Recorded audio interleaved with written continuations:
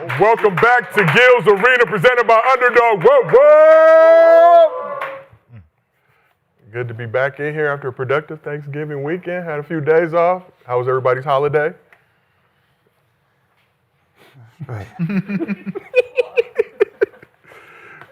Festive. Solid. Sometimes that glass, What? it's a little too clean, look see-through. But Trying not to lose it. It's happened to me before. I can't even be Oh, you bad. didn't see it. Oh, yeah, you better, Little inside thing. better do this shit when you go. Everybody good? How you feeling, Gil? Good. Baltimore, okay. Bottom of Showing love? Yeah. Bottom of bullets. Remember we were talking about NBA gear you may not want to wear, but I respect it. Doing your thing. Shad, I see you. Shit, Showing love to the other side. What other side?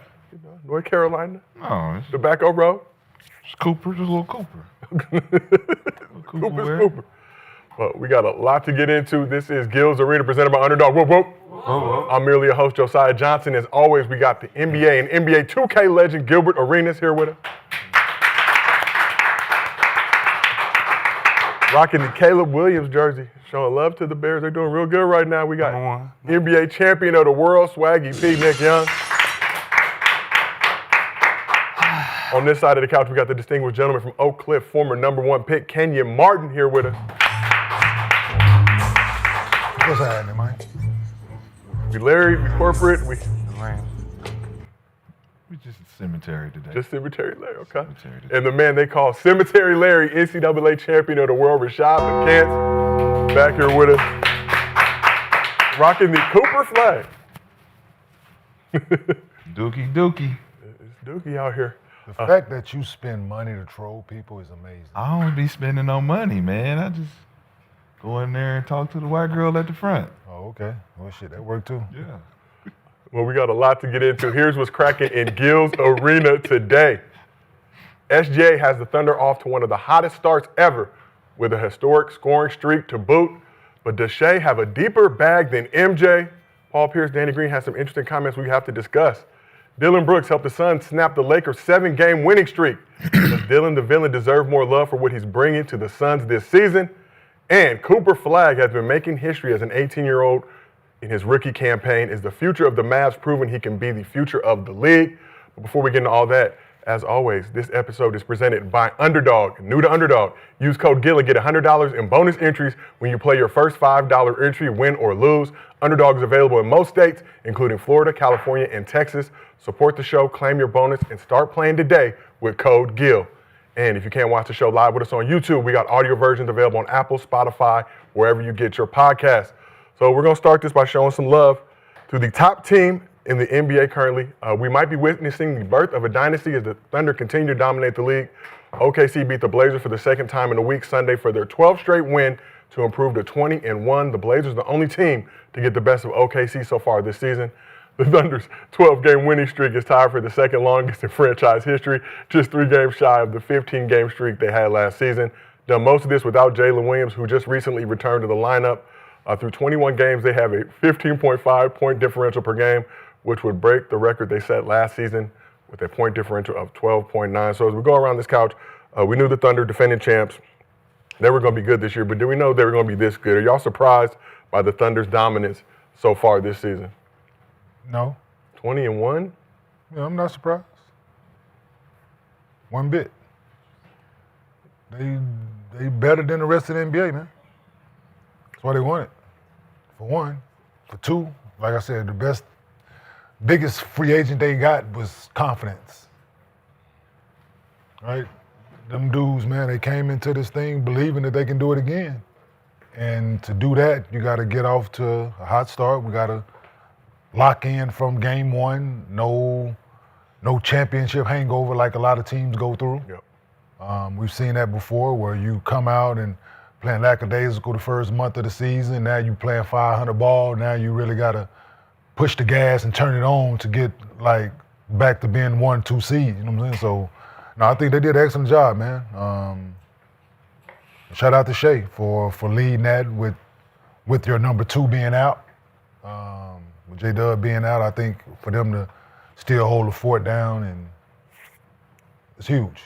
It's huge for them, for their confidence moving forward for the rest of the season. And like I stated when we first talked about them, I think they're going to break the record. Yeah. Like they're going to break that 73-9. So We talk about no championship hangover. They started the season with back-to-back double overtime wins against the Rockets. Pacers, obviously Pacers trash this year, but Rockets solid squad. But Swaggy, when you look at this Thunder, you surprised at all by how dominant they've been? We knew they would come out strong, but 20-1 right now, on pace to break the Warriors single season wins record. Nah, like he said, I feel like the confidence is there once you get that wolf off your back and you finally win. You could, it ain't gonna no stopping from there. And I feel like Shai has got that Kobe mentality a little bit. You don't become great until you win multiple.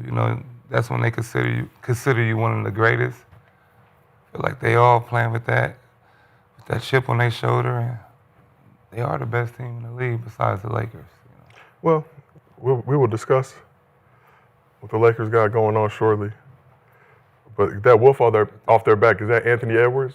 Nah, that's Denver. Okay. When you get past the team that, people expect to beat you, and no matter how good you play, somehow they always win. When you finally get that victory, I feel like that gives you the confidence for sure. Let's move over to Cemetery Larry. Looking at this Thunder squad, what they've been able to accomplish so far this season. No Jalen Williams for most of the season. Obviously, Hartenstein down now for a little bit.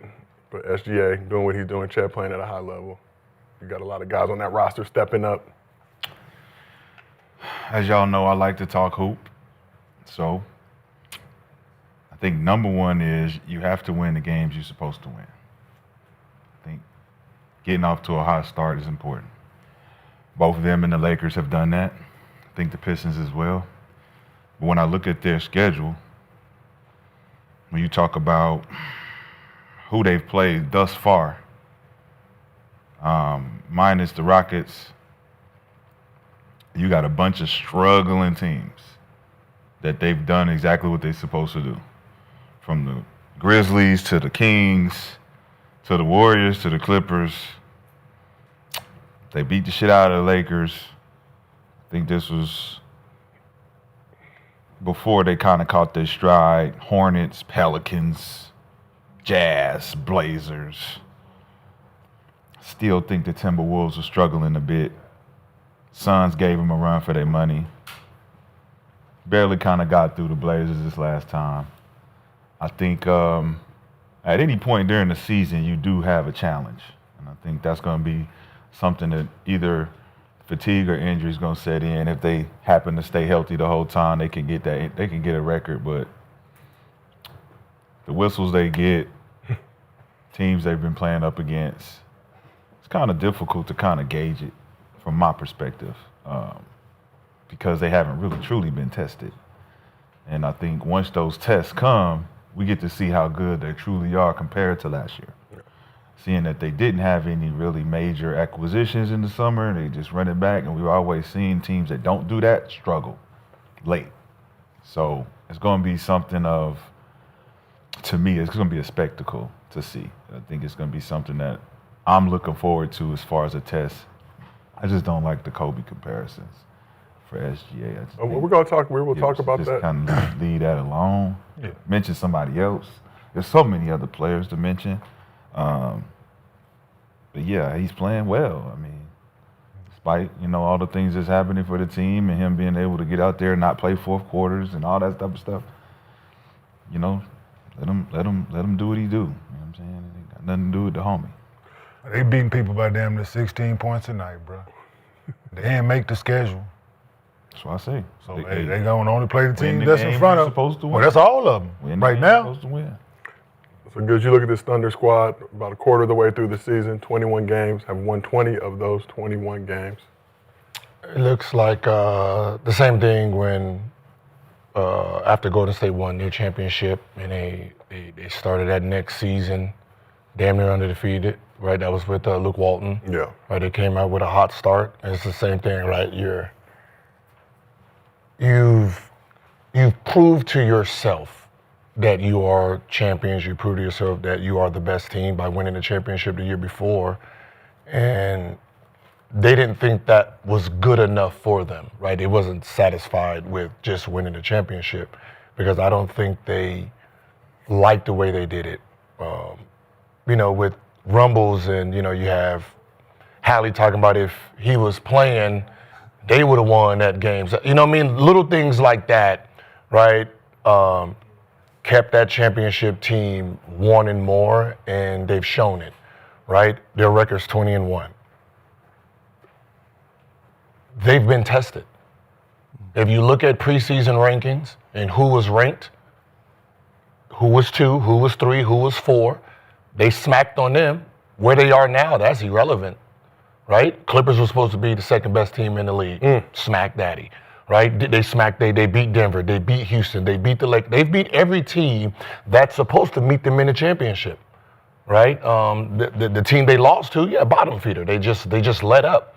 But every team that was preseason, and you look at their preseason ranking, they've beat through them, right? So when we say who is... They haven't played the Nuggets yet. They beat the Nuggets by 3, I think. They haven't played the Nuggets yet. Let me double check for you. They have not played the Nuggets yet. 10-17, that wasn't the Nuggets? Preseason. Oh, the preseason? Well, they beat them by 3. They beat them niggas by 3, right? So, the testers themselves, right? It's who's going to beat them is them. There's no opponent that they're afraid of at this point. I don't see that happening. Yeah, I don't see them beating themselves. Like usually when a team loses, it's inner. Yeah, I don't. Right? You're fighting within each other, right? You're fighting who wants the ball, who needs the ball, who is the star, right? Right? The second option leaves, somebody steps up, right? AJ Mitchell's been balling And then Hartenstein goes out, and they get J-Dub back. Yeah. So it's like you don't miss a beat. Yeah. Because they got like we've been saying, they got plug-and-play guys, man. Like they've done an excellent job at scouting and drafting and getting the same like-minded, like-skilled guys that if a guy goes down, they can plug another guy in, man. So, they got the league figured out, man. We're going to come out, we're going to defend y'all at a high level. We got multiple guys to do that. We're going to get after y'all on the defensive end. And the games are over after 3 quarters. Yep. So we can rest this guy. He's going to be fresh at the end of the season because you don't have the miles that he normally would have had. So, Yep. especially, they get through this month with, 2 losses? Come on, like, let's be honest. Like, if they lose 2 games this month or 3 games this month, they're still ahead of the curve. Like, they are still, like... So you got that 2015-16 Warrior squad, started the season 24-0, didn't get their second loss till game 31. They were 29-2. Just something for us to monitor right now. It's Thunder 20-1. Yeah. How did they end the season that year? How did it end? They were 73-9 that year. 73-9. What happened? What do you mean? Did they win the championship? They did not. Oh. Face the juggernaut. You know why? Because it's still the NBA. Yeah. Still got play. Still got teams still going to battle to the end, still going to test your might. That's what I'm hoping they get to a point where they're comfortable, like everybody's saying. But I still think there's a Detroit, there's teams out there that could step up to that challenge and beat them when it matters most. I think the momentum will take them over the top, just like the Lakers continue their momentum. They'll get to where they need to be. Certain teams can ride the momentum, but I think the true test is going to come when you're playing against teams who match up with you well, who going to push you to the limit, who's going to force the whistles to balance out. I think that's what Houston did early on in the first game. Took them to the limit. So what teams is that you speak of? Maybe 4, 5 teams. Which teams? Denver, Houston. I like San Antonio. I like Detroit. I like the Knicks. Of the ones you named, I go with Denver because they got the equalizer and they revamped their roster, and Detroit. Other than that, they go smack the rest of them dudes. And the only team they got to worry about over there is Detroit would beat them in the championship? No, I said Denver, Detroit. Yeah. You think Detroit would? I think Houston beats them. Compete with them. I don't think a healthy Wemby. I don't think Houston has enough. Series? Yeah. I don't think Houston got I think enough. Detroit's too 100%. young right now. Because they can take what's name out of the game. I don't In think, a couple of years. I don't right? think They can take Rashad out of the game. It's competition. right? Yeah. When you step up to compete against a team who's mentally tough, they stabilize, they understand what to do. The competition rises to the occasion. It's not necessarily what you did last year, none of that. It's how we play. It's how we am I gonna step up and stop SGA based on my competition level? Not I'm scared or he getting whistles. I In think the playoffs, Nobody been doing the it. other guys got to make big shots too, though. first And game of the who you season. relying on in Detroit besides? I agree. That's the thing I'm talking about. But they're not fully healthy either. So, and you think about Detroit, you think about Houston, that game they lost, Amen Thompson, I think he was out early. So it was a lot of things that happened. He played that game. He played, but he got hurt. I think he got hurt early. Cramps. Yeah. He had cramps. And that was late in the game, and they took them to the overtime. Double overtime. No But what happened? Jalen Williams. But what happened? So it makes it a But what tough happened game, though? though. But what happened? They found a way to win. But what happened when that shit said triple zeros? What was the No, final I get result? that. That's not the part of the conversation. No. So no, but you Not brought my point. That's not my point. But what happened though? You brought it up. But But what that's happened, not my though? point. My point is But the they lost. competition. But they lost. Yeah, we get it. Same I get competition. it. No, I you get speak it. of, they That's- lost that competition. That's the end. But I'm talking about the game. Well, you brought the end of the season up, so I'm No, bringing in but the game. I'm explaining the gameplay. Yeah, they lost. I get They it. lost. But no, we got it. They lost. Yes, to the the team that we speak gameplay. of. The gameplay. Yeah. How they lost. But they I had like more to talk points. hoop. The other team had more I points. don't want to skip to the end. The other team had more I like to points. walk them through the whole movie. So that was 20 games ago. So when we say at the end of the game, That was 20 games KD ago. stay on the floor. That was 20 He games don't ago. jump for that little pump fake. We're talking ifs and fifths. Oh, don't we do that all the time? Not ifs and fifths. Yes, we know we do. We know the result. We talk about ifs and fifths all the time. So we know the result though. They lost.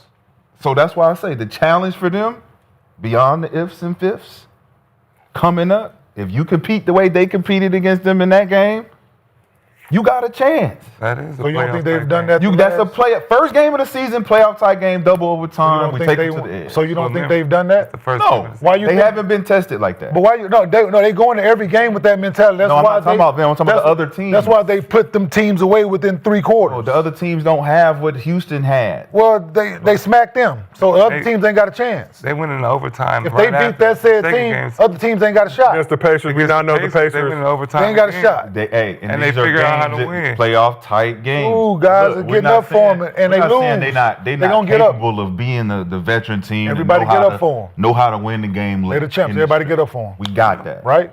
But every single team in the past Stacking up wins. that has been the champs, from Milwaukee to Denver to Boston Recently, Celtics, we've had the conversation of saying, hey man, these guys figured it out.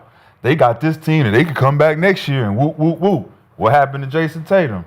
All the way up until the end, the Boston Celtics looked good. Yeah, but they were on the verge of losing that season or losing that series even with. We understand. Yeah. That's what I'm saying. So even though they start hot and we looking at the defending champs, But like you all y'all over should the come place. back. Y'all should come back and be something. Yeah. It don't thought mean they was that you're gonna going to come do that. Nigga all over the place like you don't playing mean it. Twister in this bitch, Another boy. thing I like You gotta is Shai- follow. Shai play. Follow. I can't. You all over No, the it's red dot, green dot, red dot, blue dot, nigga. You. It all come back to the black dot. Hey, I Pay ain't- attention. Shit, I'm trying, but you got niggas hold this bitch stretch this arm, this Yeah. want me to put my left arm behind my back to touch this one and Gotta my listen. left like You gotta listen to But comprehend. when you look at this Thunder squad, That's it. when you look at this Thunder squad versus those other teams that you mentioned, they're in a very good position. They got very different Yeah. because this team actually, each player knows their identity. Man. No one's having crisis. No one is thinking they're option 2 or option. Option 2 knows he's option 2. He's fine with being option 2. Option 3 knows he's option 3. The defenders know they're the defenders. So there's no mid-season ego. So if someone tries to run a narrative like they did against Boston, who is the number 1 option here, that doesn't work with that team. Yeah. This team is coming out dominating, right? They're not having these ups and downs, games, losing here, winning here. It's just like Golden State. Even though we know what happened at the end with Draymond getting suspended and that kind of handicapped that team, other than that, that team walked through the NBA. Steph Curry was sitting on the bench in the 4th quarter. same as this. Same as this. Sitting on the bench and watching, laughing. playing throw the bottle top. That's how easy regular season was for them. And right now, there's no team right now today that looks stable 10 games straight to say, okay, they can compete with them. Everybody's sitting there doing what regular season does, and this team they look the same as when the Bulls was doing it. Golden State we have references now where we can go back and see, okay, when the Bulls did the 72-10, what they look like. This is what it looks like. They play. Where do you feel like this Thunder squad stacks up against some of those all-time great Don't NBA know. squads? When you look at what they've been able Don't to put. know. To the end of the season, to the end of the regular season for one, see what their record is at the end of the regular season and see what they do in the postseason. Then you judge it. After 21 games, they are the best team in this NBA this year. But even we're not coming gonna off put- last season, winning we're not the gonna chip. That's fine. That's last year. They got that in their pocket already. That's in the bank. Cool. You got to win another one. And go doing it the way they're doing it now will put them in the conversation with those teams. But we got to finish the regular season at this trajectory like they have been. Putting motherfucking BTA, nigga, belt to ass. And go through have a couple sweeps in the playoffs and things like that. Then you'll be like, oh shit, they really for real. Yeah. Right? Can I ask a That's the way it question? looks. Do teams normally get better throughout the season, or do they get worse? Really good teams get better. Good teams get better. Just making sure. Bad teams get worse. So a lot of these teams, we look at the East and you look at the West, the standings, right? Is it a representation of good teams playing bad? I mean, Like, we look at- Clippers supposed to be number 2. Well, I'm talking. what would Let's you start rank? with the East. 5, 6, 7, maybe 8. Those gotta- teams right there they gotta- usually are in the top 5, But they're not where they are. right? So they've been playing bad basketball, but the East is not the greatest. Never You look at the West. The top 4 teams, we could predict top 4 teams are the top 4 teams. Like you said, the Clippers, where they at? 14? Shit. So they not one of the teams that's up there. Grizzlies, They're starting to play better. Dallas, we wouldn't have predicted Dallas to be so far down. Certain teams that we're like, yo, it's either these teams got a long way to go as far as turning it around, or we now got to consider them bottom half of the conference now. So for me, I'm looking at it like, all right, we do got a long way to go. But Kawhi's sitting there real optimistic about how they can turn it around and still Turn what around? their season. Boy, this shit over. So however you mix it, you still got good teams that feel like they're good. They just need to get it together. You need to figure it out. When you talking hoop, you got 2 teams that's figured it out. They striving. OKC figured it out. They like, look, we ain't taking our foot off the gas. We gonna keep this bitch rolling. So if you can't figure them out, they gonna keep doing it. But history tells us 73-9 don't mean shit. That's all I'm saying. 73-9 don't mean shit if you ain't gonna take it all the way over. And you don't got a LeBron James on the other side that's gonna stop you. But you do got teams that's got guys that can play. But the problem is this. Everyone can get better. They can get better. They can. So the fact that they're dominating now and they have not played with their whole roster, that's the bad part, right? That if they're 20-1 right now with this and how their lineup has been and you haven't had the full lineup, there's no other team that can say, hey, we're waiting for our guy to get back. So we Right. can, that's them. They're saying that. When we get our guys back, y'all in trouble. That's what they get to say. So I don't think there's a team in the East right now that is even loaded enough to beat anybody in the West. It's going to be a West championship, right? It's going to be like OKC, if they get hurt, right, knock on wood, that's the only reason they won't be in a championship, or unless they run against Jokic and Jokic is saying, fuck all y'all, and do what he does best, right? Those are the 2 right now we know are very elite. The team is elite. OKC, I mean, not OKC, but Houston's problem is the best players are very young. And we know during playoffs, sometimes, this is not an OKC young where the team is young, but the best player is 26, everybody else is kind of a little older. We're talking about Sangoon's on his 30. Like, that is a young group of guys. Jabari. And they still play young. Yep. Right? So I I really don't see them making it all the way, but I see them like giving somebody some trouble. Golden State is one of those teams like, if you don't really have a great game plan, number 30 gonna tear you up. They could turn it around. Yeah, They could turn it around. Yeah, they could turn it around. And remember, February is the deadline, right? So we still can maneuver shit around roster-wise, and make other teams look. That's what I say. But I'm saying just for everybody. Like, for everybody, it's AD. Here's the crazy part, though. The Thunder could do that and make some fuck you trades just They can, because they got a lot of. Not to say they will, but They got a How lot many teams have won a championship? I can just think of the Detroit Pistons that made a In-season trade. a major trade, and that player helped them win a championship. took them over the top. Yeah. That don't happen. That's really hard. saying They they come have off the moving luxury. Because usually a team that does that is desperate. Lakers. With Paul Gasol in them.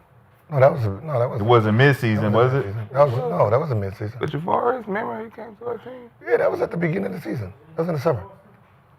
And they didn't win a championship. Boston wasn't. No, it wasn't Boston. No. That's probably the last one in They Detroit. last Detroit. Boston. hold on. But Yeah, it was February 2008 was that trade. Yeah, so they didn't win a championship that year. They wanted to. Not to yet. But made it to the that was finals. in February, right? Black History Month. That would be the only thing I think that would scare OKC. If somebody made a good trade, a good acquisition to a guy that could help them win, that would be the deterrent. Not saying they could do that, but if they have some injury issues or any situations, they have some draft capital at their disposal. When did Drew Holiday get there? Yeah, was that missed Did they make a trade mid-season? I don't know. I'm not sure. I don't know. before the deadline? I'm not sure. They won that year? During the COVID? No, after the COVID. was I don't after. know. Yeah, I don't know. But I know it's It's rare. It's rare. Yeah, it's rare, so. for sure. So let's talk a little bit about SGA. SGA coming off an MVP season, one of the front runners again this season, with his consistent bucket getting reaching historic levels. SGA dropped 26 in the win over the Blazers to his extended streak of consecutive regular season 20-point games to 93, passing Wilt for the second longest all time. Wilt also holds the record for the longer streak with 126 games. No other players in league history have reached 90-plus games, and the next longest active streak is only 19 games. SGA also currently leads the league in clutch points despite only playing the fourth quarter in 10 of his 21 games this season. So when you look at what SGA is doing, 93 straight regular season games with 20-plus points, how impressive is that streak? Crazy. It's the greatest thing we've seen. Man. I'm pretty sure there's nobody alive that's talking sports that actually seen Wilt do what Wilt did. So for most of the reporters, this should be the greatest thing you've seen. Somebody hold 20 plus this long. So 93 20-plus point games or 1,297 10-plus point games? 20. Okay. We seen what 10. We seen what all you need to do to get 10. we like 10 ain't dominant. 20 is considered dominating, right? 10 ain't.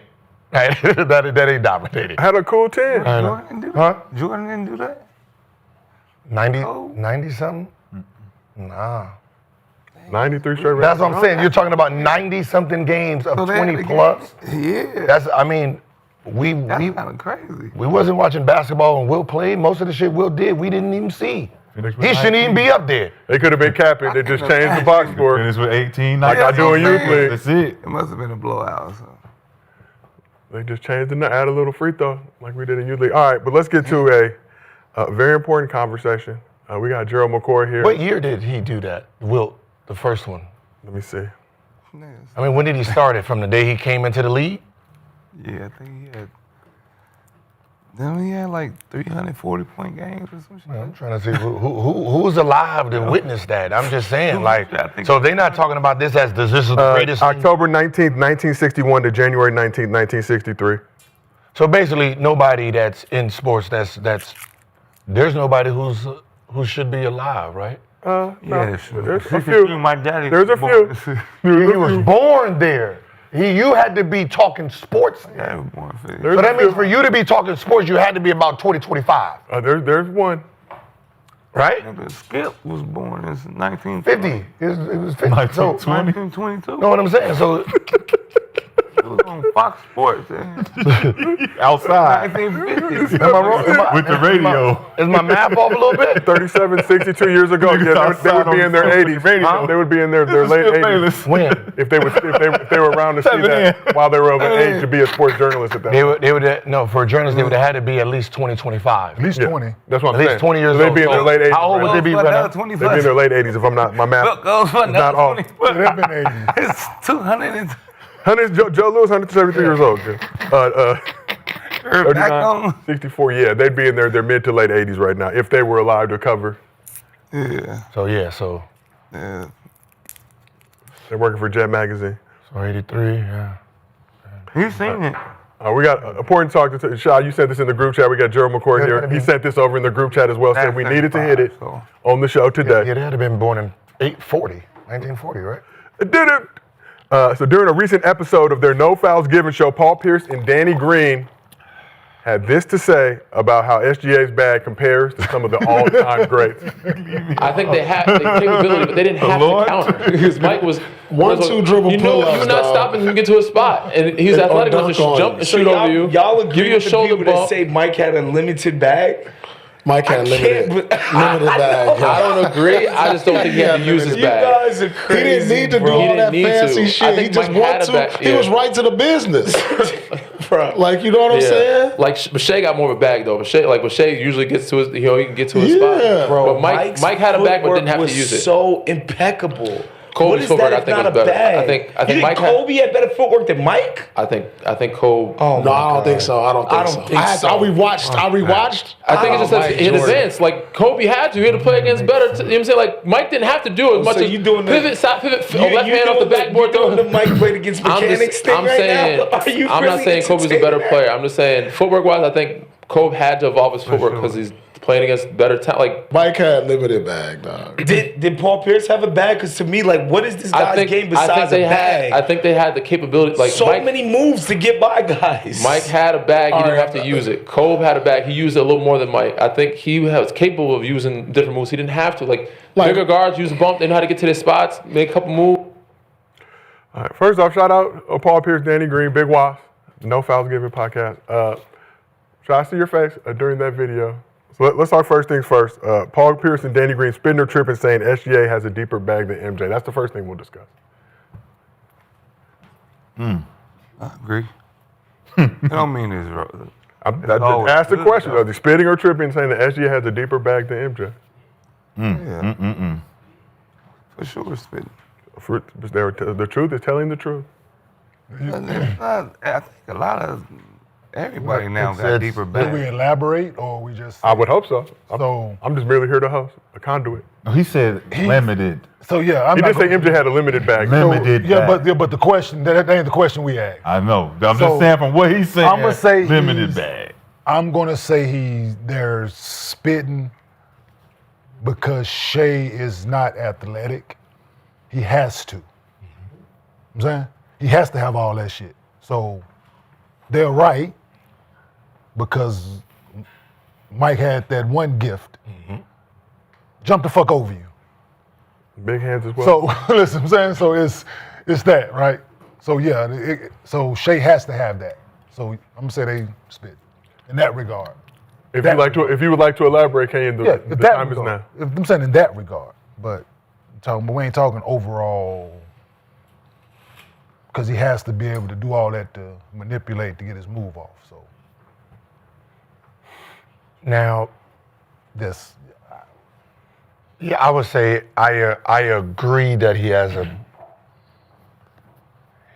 a deeper bag. One, yes, if the less athleticism you have, the more things you need to add to do the same thing as someone who's very athletic, right? So he has to have the up and unders and stuff like this, but MJ's bag came in a whole different form, right? And when we talk about bags, we only think dribbling moves. Who has the best dribbling moves, right? That's how we consider a bag. Now, if you look at Jordan's bag, to score. it was very elite because you're talking about back the basket, up and under, foot, fade, swing, aerial stuff. That's a bag. Your aerial movement is a bag. Your 360 moving, all this is considered a bag. So his bag wasn't groundwork bag. His bag was after when he was getting ready to shoot. It was aerial. So it's a very different bag. So it's really kind of hard to compare, right? Because if you use all of the game together, it's very different. One has the dribble and all these little hezzy and these spins. The other one has all this shit right here. The fake, like that's a very different bag. But nobody ever considers the fact that he was motherfucking spinning that bitch and like that, like get that bitch on the rim, like get that glass. You know what I mean? That's so, like, yeah. So it's hard. It's hard because they're in two different categories. So, But Finger roll back in. Shai has That shit was hard. So his bag is his jelly roll. So Jordan bag was very, very elite. If you're looking at what his bag actually was. but You know how to lay up.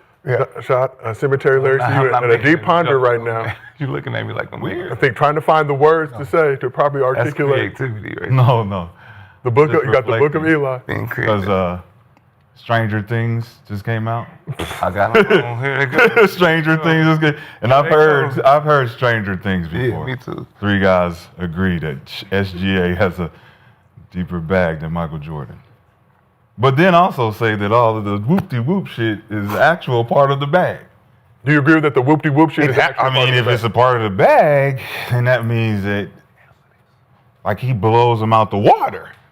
If that, literally, we talking about 88 MJ, 87 MJ, 89 MJ. It's not just athleticism MJ. This is come fly with me. I just don't think everybody really followed the game of basketball the way we say. I just don't think that. I think that when you watch shit and you see shit, you be like, yo, what bag? We don't call it a bag. We call it a book. Because you go to the book, you turn the page. Page 1, 2 dribble pull up. Page 2, 2 dribble pull up, pump fake. So on and so forth. Until you get to the reverse pivot and then off the glass from the middle of the floor. That's different type of bag work. He didn't get that. He didn't Right? get to the end. But just tell me, what have you seen Shai do that we haven't seen before? So I guess I basically said what you was gonna say before you said it. that wasn't the question. I just asked the question. What What have we seen Shai do that we haven't seen before? I don't know. The question was just bag. That I don't think we know who's. So better. he got his bag from somewhere. Cool.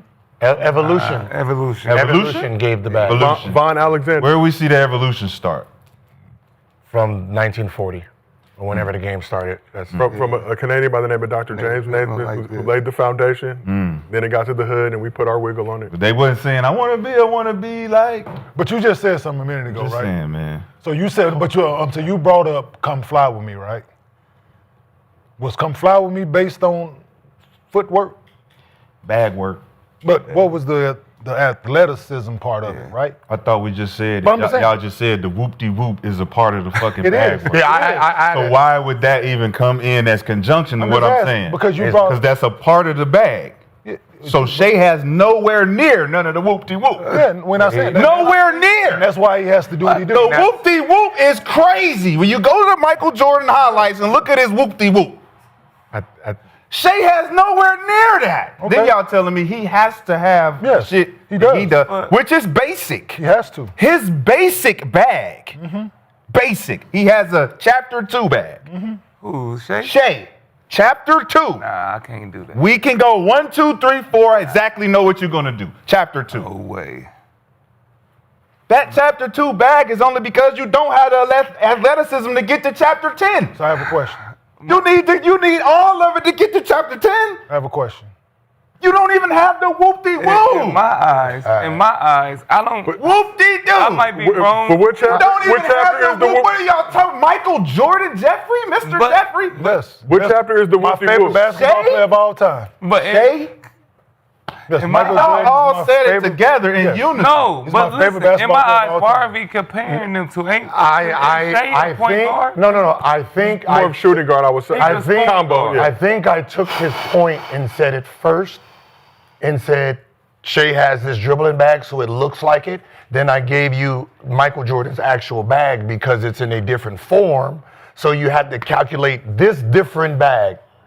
Like Jokic has a bag. Yeah. It's not in what we think bags look like, but his bag is a bag. Magic Johnson bag was a passing bag. He was an elite passer. Pistol Pete bag was very elite. He was a passing bag. Is the MJ fadeaway part of the bag? Yes, we don't need to argue because we can go shimmy, y'all, shimmy, shimmy. They all shimmy though. Now, boom. That's not just one way either. Shai does that. mean you want to come this side too? What I'm saying is, you want to come this side? This side? But guess what we're going to do? Rashad, you're trying to confuse everybody. No. I want everybody to follow along. It's a book. It's not a bag. I know you brought the book, so you already had the topic in chapters. The original Bible. It's the original. You got to put your hand. Y'all put your hand on the Bible and say, SJ got a deeper. Does he have a deeper bag? Everybody in the NBA now has a deeper bag than everybody in the SJ. No. The what? The hesitation. I said no. Blasphemy. I said no. Blasphemy. I said no as soon as you asked it.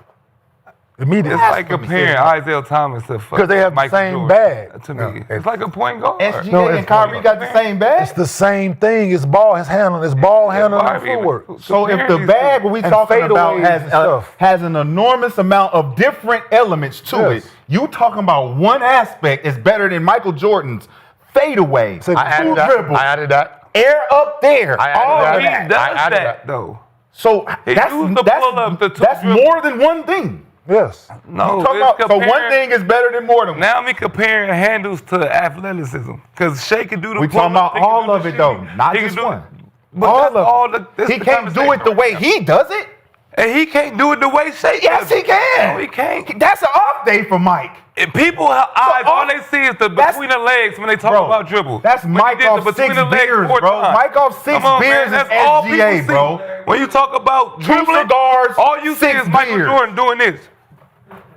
That's all you watch. That's all people think. Handle-wise. No, that's what I see. That's Boston Celtics in the Garden, bro. He didn't have a handle. Like his was He didn't have a handle. Very young Mike. But that's why I said, if you're just talking bag, how we talk bag, we only talk bag when it comes to dribbling and moves. But if you take MJ's bag and say, this is MJ's actual bag, not the dribbling, the rules was confined there. They couldn't even do Euro steps without being called to travel. They couldn't carry the ball. He didn't have a crossover. He didn't have none of that. His bag was this. Michael Jordan didn't have a crossover? What was his crossover, man? Anybody? Right to left. It's right to left. It didn't look like the Allen Iverson crossover, but it was a crossover. Did it look like the Grant Hill crossover? Did it look like the Grant Hill crossover? It looked like Did it look like Magic Johnson's crossover? Did it look like it looked like a crossover? It looked like you got it for free. Yeah. Okay, for free. But I'm Michael Jordan, yeah. so it costs to be the boss. Like I know you would. Like did we all agree? To be the boss. Like whose side are you? What side are you on? I'm trying to Cap. I'm Cap. Y'all, I'm calling Cap on all y'all. Cap. You can't call Cap on me. Cap. Because I'm the one that gives you the argument to use his bag. We're talking about the question. Oh. The question is, Cap or what? No, he's spinning or tripping, saying that does SJ have a deeper bag than MJ is the core of the question. Cool. Tripping all over shit. Cool. I'm saying. Tripping all over. Talking about who, man? Mm-hmm. I don't know. We're talking about cartoons. We ain't talking about fucking cartoons. We're talking about real who? Michael Jordan? I gave him the element to argue against me. He's arguing against my own point. Michael Jordan. That's crazy. Can I ask you a question, Shai? I gave him the whole regimen of the aerial stuff. He argued that. Thank you. I'll take another dub. I'll take all the dubs I want. Dub C. Man. Another dub. I don't think I ever seen Mike. I don't think I ever seen Mike do an in and out cross double step back move. I don't think I've ever seen him do that. Hey, he did an in and out. Is that what I said? Is that what I said? And then dunk on a nigga with the left hand. Is that what I said? in the playoffs. Is that what I said? Drop you. That ain't what I said. That ain't what I said. He didn't need to do that step back because he could actually jump over a nigga. Saw him do it in and out. That's what I just said. That's what we said. Why? Ain't that what I make it more difficult to step back and shoot a jumper? Yes, Would it make it more difficult? Ain't that what I said? No, When I it first means you're started my limited. statement. That means you're limited. Because he that has means that you're one limited. hit. No, you're limited. They I can get to the rim. No, they took away I can get to the rim. They took away the 3-point line. I can get to the rim. Why did they take away the 3-point line? Why are you Jump the stepping fuck back? over you? He just. Why they take away the 3-point Why are line? you stepping back? Because I can't go by you. Because you can't go by me. That sounds pretty limited to fucking me. Because I want Hey, why you park over I there? want to shoot a 3. Somebody in that That's why I step back. space. I want to shoot a 3. That's why I step back. What was that? What was that analogy? You ain't got it. Where you pull that one from? VIP. It's reserved for air up there.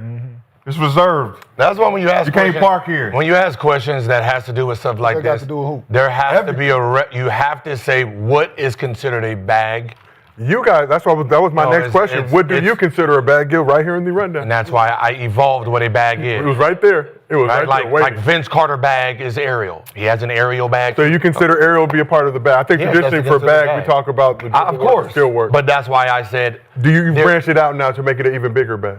No, because when we talk about bag, we only talk about floor. We never talk about anything else. That's why I said Michael Jordan's bag this is his actual bag. Vince Carter would be in that bag too. This is his bag of movement. Period. So if you're gonna say bags versus bag, you got to use this bag for them, then compare. You just can't say floor Shedeur. Shai does this. Michael Jordan don't do that. Because that's not Michael Jordan's bag. But do you consider that Like a Magic. better bag? Like Magic Like bag. if I put a Shea bag We up, don't know. and Magic an bag MJ was bag passing. up, Pistol Pete bag was passing. with the Cyber Monday sale, like I the get shit 30% Pistol off. Pete, the shit Get Pistol paid. Pete did then, niggas don't do that now.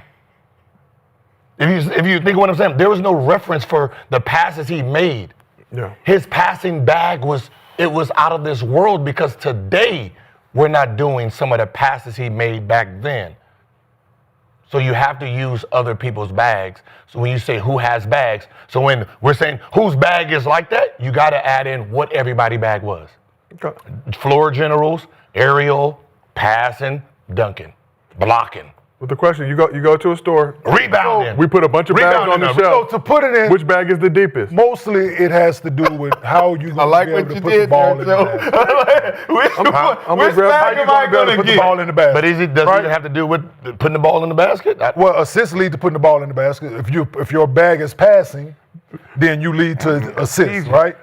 If your bag, most of the time, it has direct correlation with if the ball is going in the basket or not. Whether it's your individual or you helping teammates out. That's just what it is. And if Because you you're looking can't at a guy jump like with somebody, like you Jason Williams, White Chocolate, him, certain guys that A nice Steve bag. Francis, Yes. like those guys, Have you bags. knew what it was. Like them, but like yeah, Got a bag. yeah, If you can't jump absolutely. over somebody, don't you gotta use more stuff to score? When you jump over somebody, If right? you can't jump over let's say- somebody, do I let's gotta just come say up if with you other do. ways to score? Let's just say if you do. So And then there's two other defenders jumping at you too. As I'm jumping over him, I got two other guys trying to block my you're shot. higher than And I gotta go here, and here. And flip that bitch off the top of the backboard. But this I said- guy I got said the that. guy in front of him I and the said two that. other people. All he doing is what? You said- Pushing off, stepping back, taking a jumper. I said, That's the bag. Deeper than Michael Jordan. Man, everybody in the Dope, league got hey, a bag. that's what I dope tell or you. dog food. So let me ask you a Everybody- question. Dope or dog food. Everybody Can I in ask the you a league question? got I tell you, deeper ladies- bag Can I ask you a and question? back Out of there. here. Can I ask you a question? Does bag is the same equal to creativity? Yeah. yes, Isn't That's why I it's the said same creativity. thing, right? Yep. That's what I said. Having a bag is the same thing as being creative. Yes. So whether it's creative on the ground or creative in the air, you are making decisions in real time to be able to put that ball in the basket. It's the same concept. It's equal. You just one is doing it. It's the same thing. One y'all saying Bag SGA equals creativity. is Should've deeper and compared better this- bag than Michael Jordan. And that's why That's the I'm saying conversation. that's And that was Okay, how about this? You How got about this? your opinion. We got out. Wait, no. So whatever your point is ain't gonna change my fucking opinion. No. How about this? What you wanted to do. Here we go. This. Let's remove my comment, and we're just gonna say floor bag like everyone says. Why? No, because that's why you're arguing. No, I'm not. I gave you the argument. We're talking about You arguing against me. Let's take away. I call it a book. Y'all call it a bag. No, okay, so look, and then go back. But that's what I said. If you watch the comment they made, he actually said bags are considered counter moves. Mm-hmm. Moves when you can stop this, and I still got this to that. And that's big Levels. Yeah. So let's take That's away called chapters. So let's take away the pages in the book. Let's take away the aerial. Got this. Hold on. So let's take away the aerial. Let's take away the Why aerial. are we taking away? Because I gave it to you. That's called moving the goalpost. No, let me take this away so I sound like I'm smarter. Nigga, I moved the goalpost. I moved the goalpost. We know you do it all the time. You do it all the time. So I'm putting it back now. Since there's no goalpost to say Michael Jordan's bag is aerial and elite off the movement, and we're keeping it ground level, the poll is here. Now go. Who's keeping it ground level? That's never what it was about. That's what you interpreted it as. No, because he never said groundwork bag. And why you? He never said ball handling bag. That's what you interpret. I don't interpret a bag being ball handling. Nigga, it's footwork, it's everything, it's counter moves, it's everything you got. Time out. Everything you got. Hold on. It's the book. Hold on. You ever read the book of Eli? So you bring these props in here because you already have your you already have your topic, right? So I didn't think their bag talk was just groundwork if I gave you Michael Jordan's bag of aerial. Did you not hear me say it? Because I went before you. I said aerial movement. His bag is different. So you are coming at me like I'm basic thinking when I moved the goalpost and said this whole aerial of a bag. You really think that? That is weird. You saying aerial. But he had his book. I don't know nothing about basketball. You think I don't know nothing about Michael Jordan doing aerial movements is a part of his fucking repertoire. What did Rodney King say? What did Rodney King say? Can we all just get along? Can we all just get along? King say ouch because I'm pretty sure that had to be part of it. He just wanted to get along, dog. Can we all just get along? Shit. It's 3-on-1. Why he was getting hit? It's 3-on-1 and y'all don't make no sense. There was no 3-on-1. I was neutral. Y'all all said he was spitting. And that's my. I was spitting. Who? All three of y'all. So you want Who me to was change? spitting? 3 against 1. So you want me to change my opinion? 3. You want me to change my Wait, opinion? hold on. 3 niggas sat on the couch and said they spitting. STA's bag is deeper than Michael I Jordan. said if we're talking about tripping. Hold on. I said if we're talking you about. can't be tripping, Hold you on. won. No, I said if we're talking about 1. I said So that if we're. makes you a winner? I've been a winner. I said if we're talking Y'all about ain't made sense of the groundwork. conversation since you started. Hey, man, get this man some tombstone. I said if we're talking about Right. groundwork, then Shai. And then I said and then gave you Michael Jordan's bag. But I think because you was already into your little book right there that you didn't even hear the concept of what I said. Because the book is the truth. But I said the truth. It ain't nothing you said was in the book. But you. He just used it. But you. Yeah, he cooking over there. He's cooking. Y'all hear it? Jesus Christ, I heard that. He's not supposed to rebuttal like this. This is insane.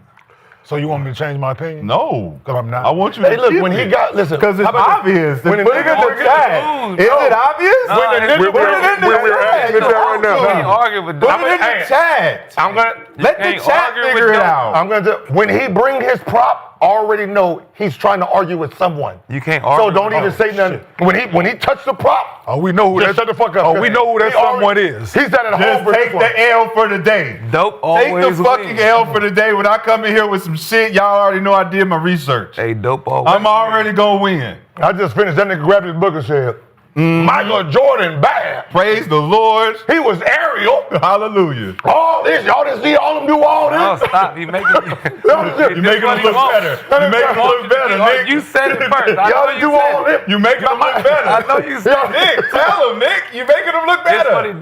do. He got like good subliminals for So, do He this. just good. Just say that. before we move on, we asked the chat, is it You obvious? niggas said I was good. It'll be a lot more people like me. No, he just They be like, man, I like Shai because they said he good. No matter But y'all what, niggas he be just dead loser. He just say I That won. nigga took his point, my point, your point. That's what it is. We cooking these niggas. When He stepped on the he blunt. still win. He's dead. still win. So we asked the chat, is it obvious? Over 1,000 votes in counting right now. I never 77% of the chat says yes. It's 70 obvious. who? 77%. 77%. All right, well, let's keep this thing moving. We got other things to discuss here on Gills Arena presented by Underdog. Whoop, whoop. Whoop, whoop. 3-on-1, 77% on 3-on-1. It was- What the fuck are we doing out here? it's- Throw him the ball. Triple team. It said, did Shai take our points? Is it obvious? And it said 77 said, yeah. That was in parentheses. He get triple team, throwing the ball. It's MJ. Guess what he gonna do with it? Nothing. Use his bag. Not an 88. He gonna use his bag. Not an 88. He gonna use his bag. Not an 87. 3 niggas on him. 2 up fouling. My kids Oh, do y'all that niggas at 3 fouling. years old. My And kids- 1. Whoa. Your kids do not do that. Stop.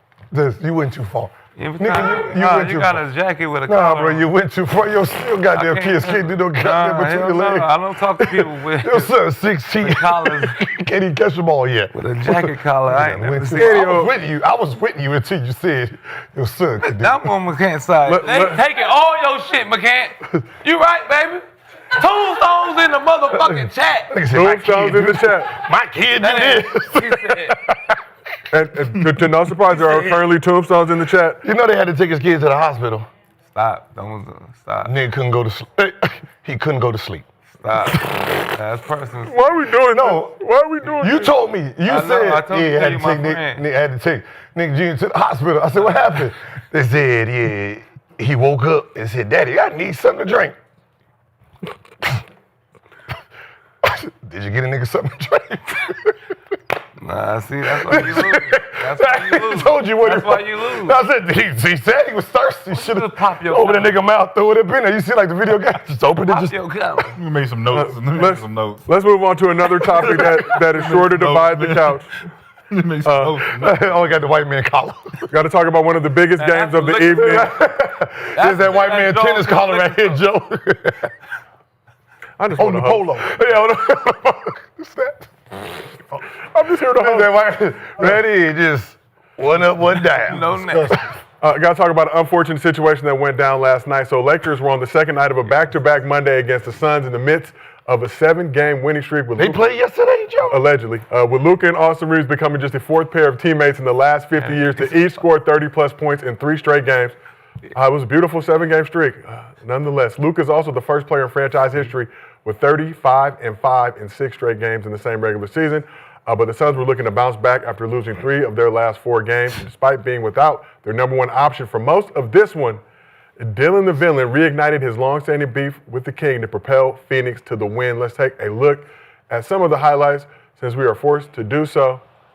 So Luka paced the Lakers early, 20 points in the first quarter, finished with 38 along with 11 rebounds, 5 assists. But Luka also had season-high 9 turnovers in the game. This one was back and forth from the jump. Very, very, very, very exquisite first quarter of high-level NBA basketball. Luka doing things like that with the 20-piece. But Devin Booker scored 11 points in his 10 minutes of action before heading to the locker room late in the first quarter. Booker will return in street clothes with a right groin injury. Looked a little tough for the Suns at that point, but Dylan Brooks and Colin Gillespie held it down for Phoenix. We watched that on play, but that was hard to watch. LeBron. Yeah, his hairline or The chase down blocks, not being able to get there a couple of times. Dylan Brooks clowning him. Serious thing. So game was tied after the first frame, but then things went off the rails with the Suns outscoring the Lakers 35-21 in the second quarter with plays like this. Brooks continued his scorching start to the season, finishing with 33 points on 15 of 26 shooting, putting on for light-skinned Canadians both near and far, while Colin Gillespie put up a career-high 28 points, going 8 for 14 from deep, including 16 points in the fourth quarter. His foot hurt. He said his foot hurt. He said he woke up and his foot hurt. Because he owed. What's his name? Brooks. Tough night for the Lakers. Austin Reeves had 16 on 6 of 12 shooting. DeAndre Ayton added 12 and 9 boards. But you looking for offensive foul? in a very, very positive to this game, LeBron kept his double-digit scoring streak alive by knocking down his only 3 midway through the fourth quarter to get to 10 points. Lakers gave up 32 points off their 22 turnovers, Suns outscored them 28-2 in fast break points. The loss moves the Lakers to 15-5 on the season, good enough for second in the Western Conference still. Meanwhile, the Suns got a much-needed win to improve to 13-9 to remain in the 7th spot. I know we all watched the game. What are your biggest takeaways from the Suns snapping the Lakers' 7-game winning streak? Don't lie to them people and say we all watched the game, Josiah. Don't do that shit. You didn't watch? No, don't lie to these people that way. Don't lie. Don't do that. We all watched. No. Who did not? Me. Okay. No, I ain't turn on. Hey, what were you doing? Not watching them. Not watching. Motherfucker came over Fuck that JC came football over to game. cut my hair last night. He was like, you ain't watching the Laker game? I said, why the fuck would I do that? Like, better to watch a black screen. Or Black Entertainment Television. Yeah, exactly. I didn't watch it, but I know the fact that one dude of y'all, 21 turnovers? 3 people had like 17 of them. Luka Yeah, that makes had 9. So Austin Luka had 5. 9, Austin had 5, LeBron had 3. Yeah. I ain't watched the game, but I knew that shit. That tells me that either they was just throwing that bitch in the stands, or Phoenix was playing defense on y'all 3 best people Yeah. and making them do something with the ball they weren't comfortable with doing. And the fact that JJ played damn near everybody on the roster tells me y'all was getting fucking smacked. I don't have to watch the game to know that shit. Okay, second night of the back-to-back, Cyber Monday. A lot of people on the Lakers getting deep discounts I did, yeah. in preparation for the holiday season. So did the Bus family get a discount? Some of the Bucs family no longer a part of the That- franchise. We know who still is. Did they get a discount? Because them niggas didn't show up to work, so should have got a discount on the game, right? I watched On the game pay. Me too. I watched that shit for sure. Man, I watched a little bit. No refunds, no returns. I watched that shit for sure. So you watching? Probably smiling, I would imagine. Not the whole game. So, but portions. You know what I'm saying? It was good basketball. He over there like, miss it. First time. It was good. He over there It was like, good basketball. miss it. Because I was trying to figure out what adjustments the Lakers was gonna make to get back into the game. Waiting for those adjustments. Waiting for LeBron to wake up. Then I seen what the Phoenix Suns were doing, loading up every single chance they got, getting the ball out of Luka's hands early every chance they got, forcing other guys to take shots. Long rebounds, outlets. Lakers don't get back on defense. They rarely really play defense like that anyway. You can see Dillon Brooks taking advantage of defenders that don't want to play defense, and he's taking it personal. And if the NBA had more players like him that just goes out there and take it personal based on, knowing that you got a guy that's looking down on everybody, bow down type shit, and you want to prove yourself in the league, it's exciting to see. I didn't expect it to go the way it went, to be honest. I was expecting the Lakers to have a blowout win. No. But seeing that the Phoenix Suns are a team that's sustaining without Jalen Green, without guys that could make them a little bit better, it was dope. They had a bunch of role players that showed up. And it didn't look like the Lakers didn't play but 10 minutes, right? Yeah, I mean, even that. He only played 10 minutes, right? And Dillon Brooks stepped up. Yeah. Suns Like- played the Thunder tough, obviously, on Friday, final game of NBA Cup. Devin Booker, though, did exit this game. I have a question. Then I'll let y'all go. So with Bron, right? You say this is the second night of a back-to-back. Second night, LeBron did not play in the first night of the back-to-back. Oh. Injury management. Yeah. Also, He was for Never mind. That negates my point. That's why I'm watching. I'm like, oh, they supposed to blow him out because he supposed to show up. I did see that he was out. They talking about it was sore foot or something. said he woke up Monday morning. His foot was sore or some shit. foot was So sore, I dig it. So attributing it to old age. yeah, I dig it. We call it gout. Never mind. Call that shit gout. Never mind. Got the gout. Never mind. My shit's swollen. The sciaticas, the gout. There's a lot. Once you get older, there's a lot of shit that Lot of starts shit. popping up. Man, Let's shift over to this side. man, for me, I was going back and forth watching All Her Fault and the Laker game. So the glimpses I did catch, You could have just put it the side by side. Yeah, I couldn't. That shit was very entertaining. It's a good ass show, man. But what I seen, Phoenix, Dillon Brooks makes a big difference. You know, they are, you know, this ain't their only team they stop. You know, they did this to the Spurs. You could tell he having an effect on the team. And for Bron, being old, one thing you hate is when guys get up in you. You know, old guys, they get all in you. When they get all older or young, I'm sure a lot of us hate. No. You love it when you get on there. You love when guys fight get up in back. you. Okay. You know what, Nick? You can fight back then. You know when you get older, you just have to take. Yeah, it's harder. You know? That's a violation. That's a violation. You love it when guys. That's a violation. That's technical. You love it. That's a goddamn technical foul. That's a goddamn technical. You gonna put me in the book? Shit, I'm about to, goddamn. The Lord told me not to. He don't deserve to be in the book. The Lord. Continue though. Nah, but when you older, when guys take your space from you, that's like the worst thing. You need that freedom to shoot, open looks, fast break layups.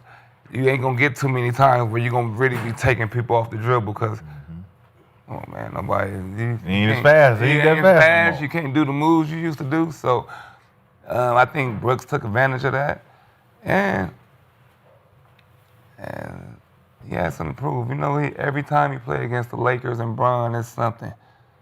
Other guys need to step up. Phoenix is just, I ain't gonna lie, they're a good defensive-minded team when they want to. I don't see it all the time, but when they playing like a challenge, when it's a big name or something, they do all the right things, bro. They play good basketball. Yeah, they play. when it calls for it. Yeah, for real. If they can play defense like that. 16 steals in the win, like I said, forced 22 turnovers, scored 32 points off of those 22. That's being in the gap. Yeah. That's being in the stopper, being where you're supposed to be. 9 turnovers. They wasn't afraid of that. The white Jesus. Slovenian Jesus. Slim Slovenian Jesus now with the Luzempic neck. But, Gil, looking at this Lakers-Suns game, we had to watch on playback. You stepped away for a large portion of the time, returned after Bron hit 10 points to get his double-digit streak, continued into 1,297 games. What were your biggest takeaways from watching Lakers in the game? Biggest takeaway is Dillon Brooks, whoever your trainer is in the summer, good job, man. It really shows that he's been working on his offensive game. Because this was not the same Dillon Brooks that was in Memphis, right? You're talking about a guy. I remember he had the booty shorts on last time he came. He did have booty shorts. And remember they was filming him shooting. He couldn't shoot. He couldn't make nothing, right? And watching him now, I think he got a lot of confidence in Houston with shooting shots, and he's carried over. So the fact that it's only taken about 2 years for his offensive game to really show. He's averaging about 22 now? 22.3 points per game. He's averaging 22 in the NBA, right? Like, that's not, like, he's a defender. He was labeled as a defender. Now he's jumped into two-way player, right? And that is very rare. So I want to give the hat out. Like, I was watching like, damn it. All right, and he's pulling out shit that he's like really into it. Like bring it over here, doing spin moves. So I really want to give him I want to give him his credit for really going into the summer practicing and really being confident and shooting it. Now, the Lakers side, I'm sorry, but I'm looking at LeBron James. Don't say it, kid. He's looking. I think yesterday was a proving point for him. It showed this offense we're doing, this pick and roll, and I get here and sit back and shoot these 54 threes. When they're not going in and we're turning the ball over, we're getting blown out. Where is our easy baskets? Like if you look at the Laker offense, there's no movement. We know where everybody's going to be. We're going to do it. We're going to hit. We're going to sit here and do that. I mean, it's going to be to the point where it just seems like everyone isn't as educated to the game of basketball as you would think. Because if they're on a 10-0 run, the two things you don't want to do is take a horrible ass step back three or a fast break three or turn the fucking ball over trying to do something stupid. Like that is the continuing thing. 3 people done shot threes. You get the ball, now you want to go tween to that same 3. Like, no, dog, get the easy bucket, get the easy 2. Pick and roll, throw the bitch in, let's stop the momentum. And it's like, you are guaranteed that Austin Reeves will shoot a bad shot when we need an easy shot. And he is such a great, horrible shot maker. And it's hard to say, hey, man, those are bad shots because he makes those. They look pretty. You know what I mean? You ain't heard it since we said that to you, huh? Yeah. Like a great horrible shot maker. Yeah, they take horrible shots, but they make them. So you don't want to say nothing to him because you don't want to knock the confidence. But he's so, it's like, it's controlled, erratic behavior. But it's like, some of the shit you're doing when we need an easy bucket and you sit here doing all this and then you shoot a 3 like, no, okay, all right, cool. Like, it's that type of basketball right now, and it's like, it's good because we in third place in the NBA, second in the West, but it can go real south.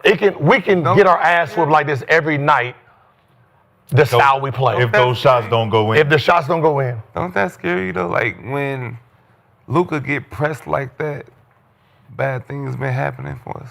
Even the OKC, even in the champions, like them games when people pick him up and and he doesn't. He get mentally. He gets and the one bad behavior that we have that we need to stop. Just NBA period. Our team the most. 2 players. Luka, Austin. If they think they got fouled, they stop. They do this shit and stop. That's number 1 rule. It's a bad rule. If you do that drives the coach crazy. It's a fast break every single time. Get back on defense, bro. But I'm just going to tell you, from the history of basketball. Every time. He did it. He did it. I did it. He did. The niggas before us did it. The nigga before them did it. There's never been... I got fouled. They go the other way. I do this, hey! And they say, you know what? Hold on. Change the call. Bring that shit back. Change the call. He got fouled. No, they don't. They've never done it in the history of it. If you don't hear the whistle, keep it moving. Just got to get back. Do the Chris Paul. Just foul and stop it. Yeah. Stop the ball. And then complain. Nah, but they like the fact that you do that a lot. You do it too much. It's almost every other play. I was going to actually sit and try to calculate how many times Luka comes down, gets fouled, doesn't get the foul, but complains to the fucking ref. But then he'll go down and foul somebody. He'll call it, and he'll do the same shit. He'll complain about the foul he just got called on. And it's like, bro, it affects the team. It's deflating if you see your teammate supposed to pass the ball, turn it over, look at the ref like he fouled me, give up a layup. We come back. You get fouled, look at the ref again. Damn, that's a foul. Like every time you gonna do this shit, bro. Like, his teammate right there with him arguing. Yeah. That was a foul. How many points did they have off of steals? That's crazy, bro. That's the thing. 32 points off of. That's what happened in the championship. But that's what I'm saying. turnovers. It's 32 points. Like if you count the 32 points, I guarantee it was one of these. That's insane. It was at least 3 That's of why. them. That's what Showed in the highlights. Suns had 3 in the highlights. Yeah, at least 3 in the highlights. Suns had 16 steals in the game. Lakers only had 1 steal in the game. Kenyon, like you mentioned, Guess what they are? Unforced. combined for 17 turnovers. These are unforced turnovers. These are, you supposed to throw it to the roller guy, but you're getting doubled and there's a little pressure, and you just throw it away instead of swinging it. So that's to the point I'm about to ask and make, right? Is it sustainable the way they play No. for long term? Nope. Because you got 3 ball stoppers. Yep. Right? No, you got 3. You got 2. Bron is playing. Is playing. I want to pass the ball. Like he's playing. You don't want no pressure. Like last night. Last night should have been Bron scoring 30 something. Yes. Off a nice rest. Because he has a nice rest. But he played the background, and he's making the passes that they're not making. Yep. And it's like, wait, hold on, nah. You need to do something right now. Like there was times where I'm sitting there like, hey. Like I'm sorry, there was a point where Gabe Vincent got it, Bron right there, and he pump fake and then went the other way. Yeah. And there was no, hey nigga, you know who I am? Facts. There was like, wait, you go ahead, do your thing. I'm Bron over here. Like there was never none of that. Like, do you feel like it's starting to get deliberate though in Bron's play style? Because we're seeing the lack of aggression. Only took 10 shots in this game. Was 3 for 10 from the field. What I'm looking at is there is a style of basketball that is winning games, but Luka's comfortable with it, and it's feeding AR, right? And then there's LeBron's way of playing that is winning basketball. And I think there's a standstill right here of what style we gonna play. Are we gonna play the pick and roll, mess with the guy, and we keep shooting these 50-footers? Where before I even got here as LeBron James, we were last in three-point percentage, right? For a reason. Every three we take is mostly contested. Mm-hmm. We just got a gifted dude who can just shoot over everybody. But for the most part, they're all contested threes. There's no easy threes. Because you know where those come from, right? Guys you get in the gaps, collapse the defense, and you fucking moving the ball around. They can't get by. The only person that can get by somebody is Austin Reeves. Yeah. The only person that can get by somebody because of his quickness and athleticism is Austin Reeves. Luka has to manipulate the play. Mm-hmm. You got to get in gaps to make the defense react to cause a problem and make them react. None of that is going on. To your point, that's why all their shots are contested. They don't got a gap offense. Yeah, they don't. So now, what do you do when it's time for playoff basketball? When you really now LeBron, you hopefully he's still checked in by the end, where you can throw the ball and make him create some fouls and different things like that. But yeah, you got to get in the gaps, man. If that's not gonna happen, they're gonna keep taking contested threes, step back threes, and other guys won't be in the rhythm. But like you said, if they making shots, they're making shots. That's one thing. But like I feel we're gonna get beat by. There's going to be, the way it looks sometimes, there's going to be a 40-point, 50-point loss. It happened already. Okay, see, didn't it? We lost. But like 20-something. Nah, there's down by 30. No, but there's a 40-point. Because just think about the shots that are being hit.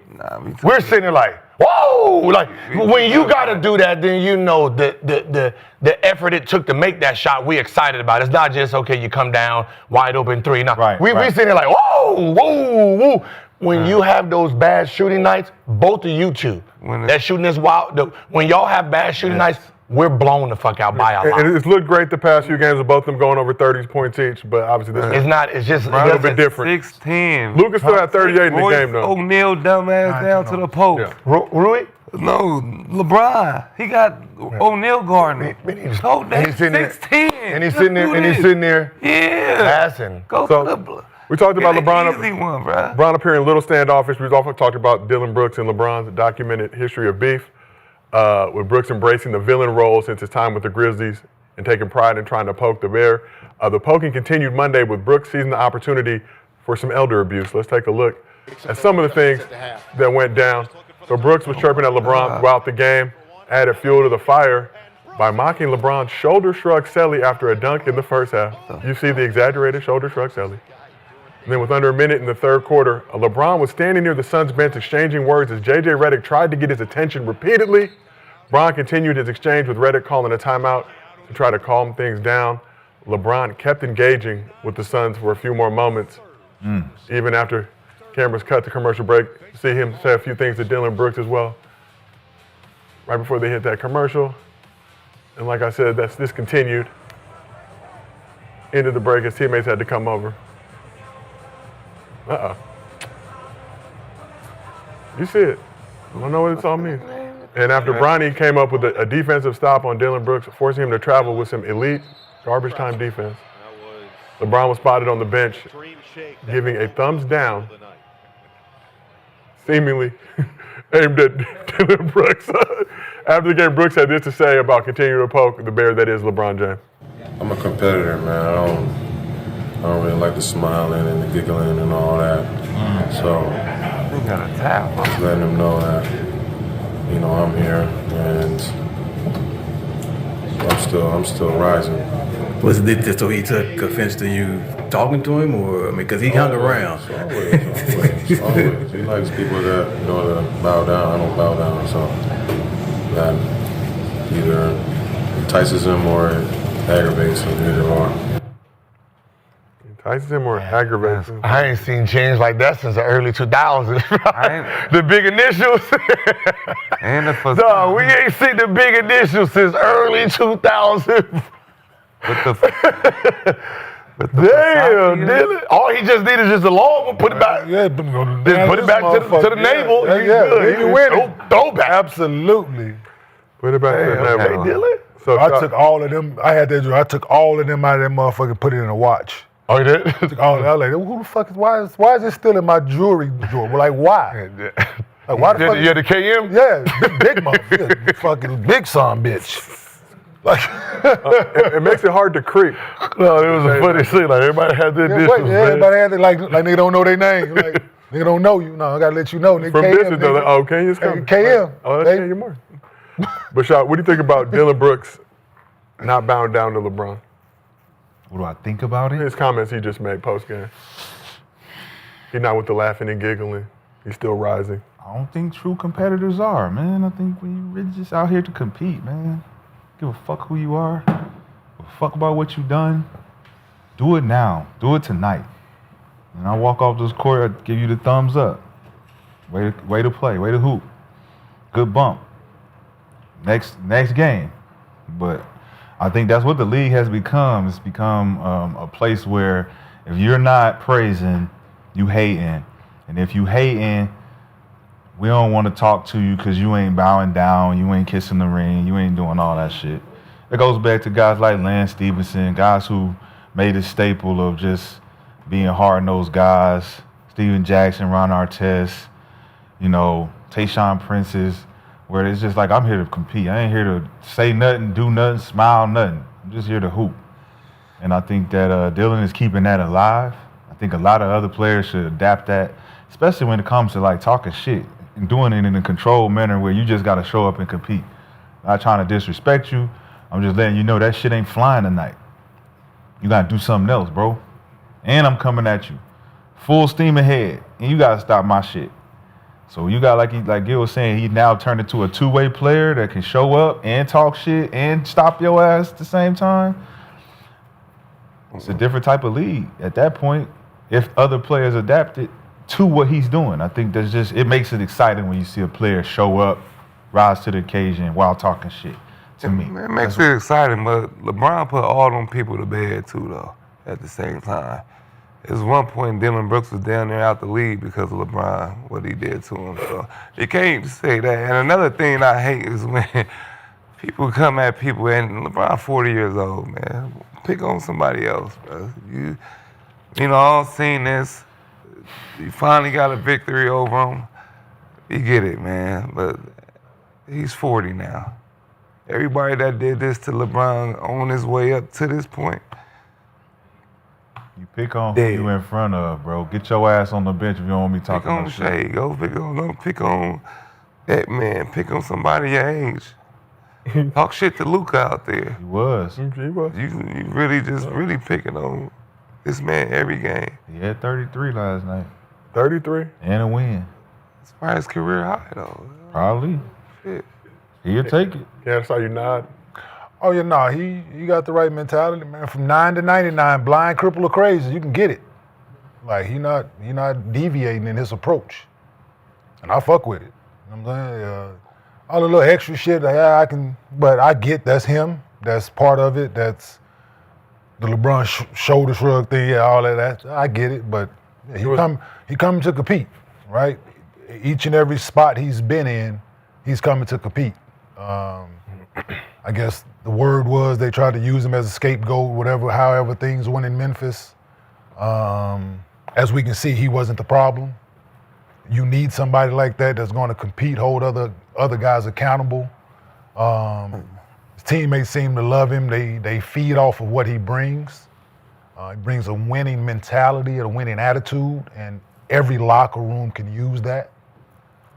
He's not going to deviate. He's proved that. Yeah, man, like I said, ultimately he's coming out to compete, and it's personal, no matter who it is.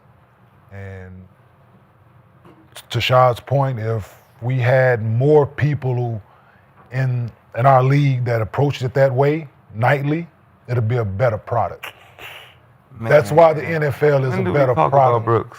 That's why the NFL is a better product, because those guys take it personal because their jobs is on the line and they're going out to compete each and every snap. Each and every snap. Each and every snap is meaningful. So if we took that each and every possession personal, That shit is crazy. like Dillon Brooks does, offensively and defensively, it's just not one side of the ball. He's doing both sides of the ball.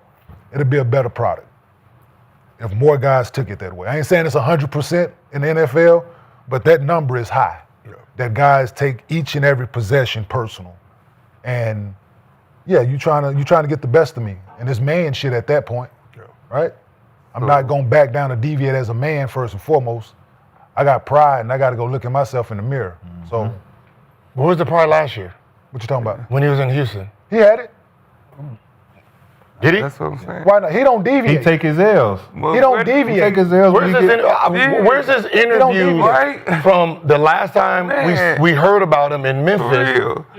So you to the talking 2 about? years in Houston when LeBron played So him? like I said, you want to talk when about LeBron had antics? 25, I'm talking about 13, and 9 competing. last year against him, I'm talking about- and he had 5, he walked out of the meeting. He didn't want to talk.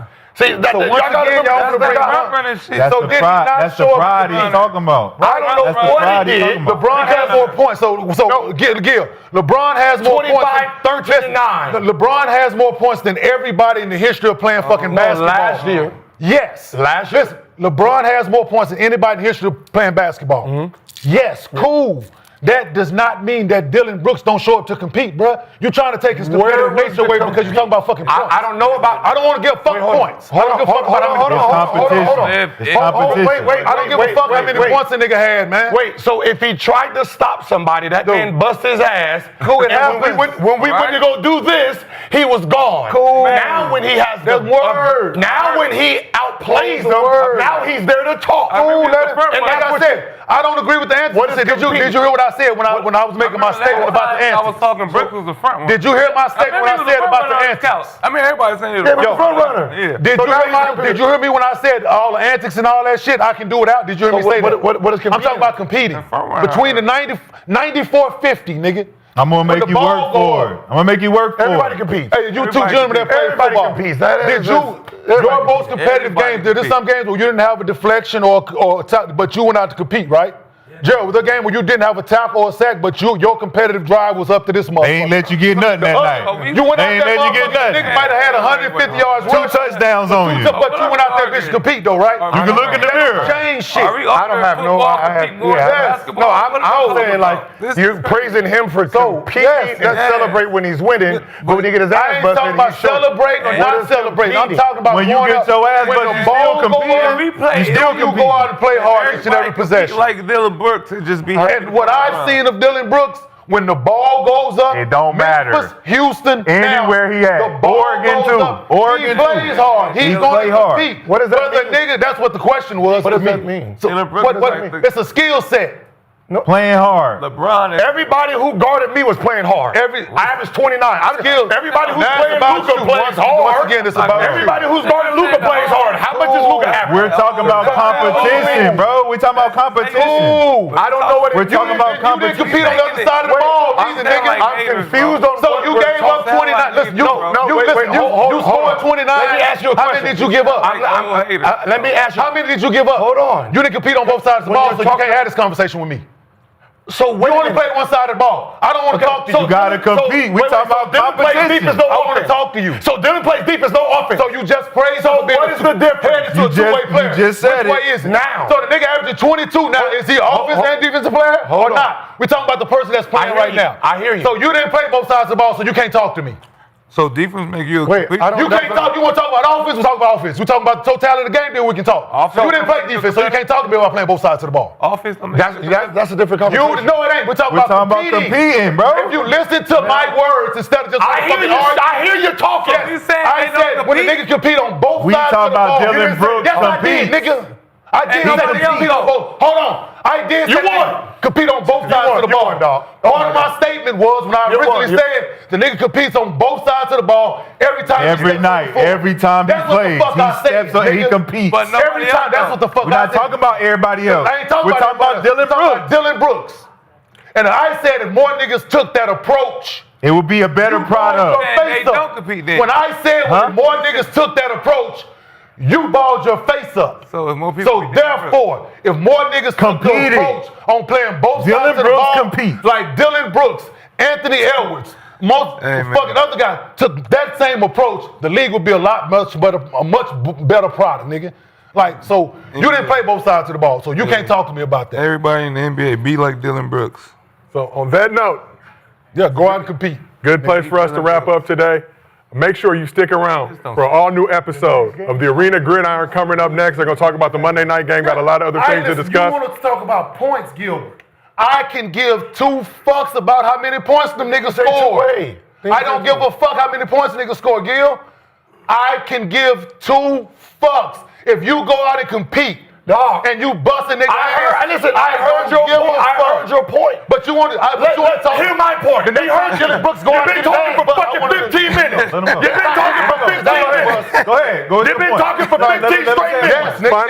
Final point, Gil. You're saying Let him say his point. he's a defensive player. I said he competes. That he competes on defense. Both He sides of has the no ball. offense. You're fine with that. Both But if sides of an the ball. offensive player that scores but plays no defense, you don't fuck with that. I don't care. They're both one-sided players, I don't but know. you're only praising one. So if you listen to I'm words, competing on the offense. so you listen to the words that I'm came out my competing mouth. offensively. I respect I'm that play competing both sides of the ball. If I score 30 points a game what that got against to a do with defensive anything? player, And? I'm competing offensively. One side of the ball. Where are you going, Hackney? One side of the ball. I'm putting motherfucking puffing. Cool. They do that in football too. Yeah. They do that in football too. Yeah, one side of the ball. They do it Because too. I They do that in remember football. One side of the ball. I remember when I averaged 34 against them, I was competing. And then offense. Against who? 34 a game against them, I was competing. I don't know Against what who? kind of defense I played. Against who? They were trying. If they was competing 34 defensively, against who? they didn't do a good job. Who you averaged They didn't do a good 34 job. Hey, man. Who you averaged 34 Skip. I knew you If was I gonna average go. 40 points a game, Against who? if I average 40 points a game, Against who? I knew you was the one. you hear me? Against who? If I average 40 points a game, did they was they competing defensively? And we won. They were trying. Skip Is that part of competing, Gil? I don't know. Trying part of competing? Is it? I don't know. Is it? I don't think so. Well, ladies and gentlemen, that is all for today for Gil's Arena. But make sure you stick around for an all-new episode of the Arena Gridiron. But this has been another episode of Gil's Arena presented by Underdog. We will see y'all tomorrow.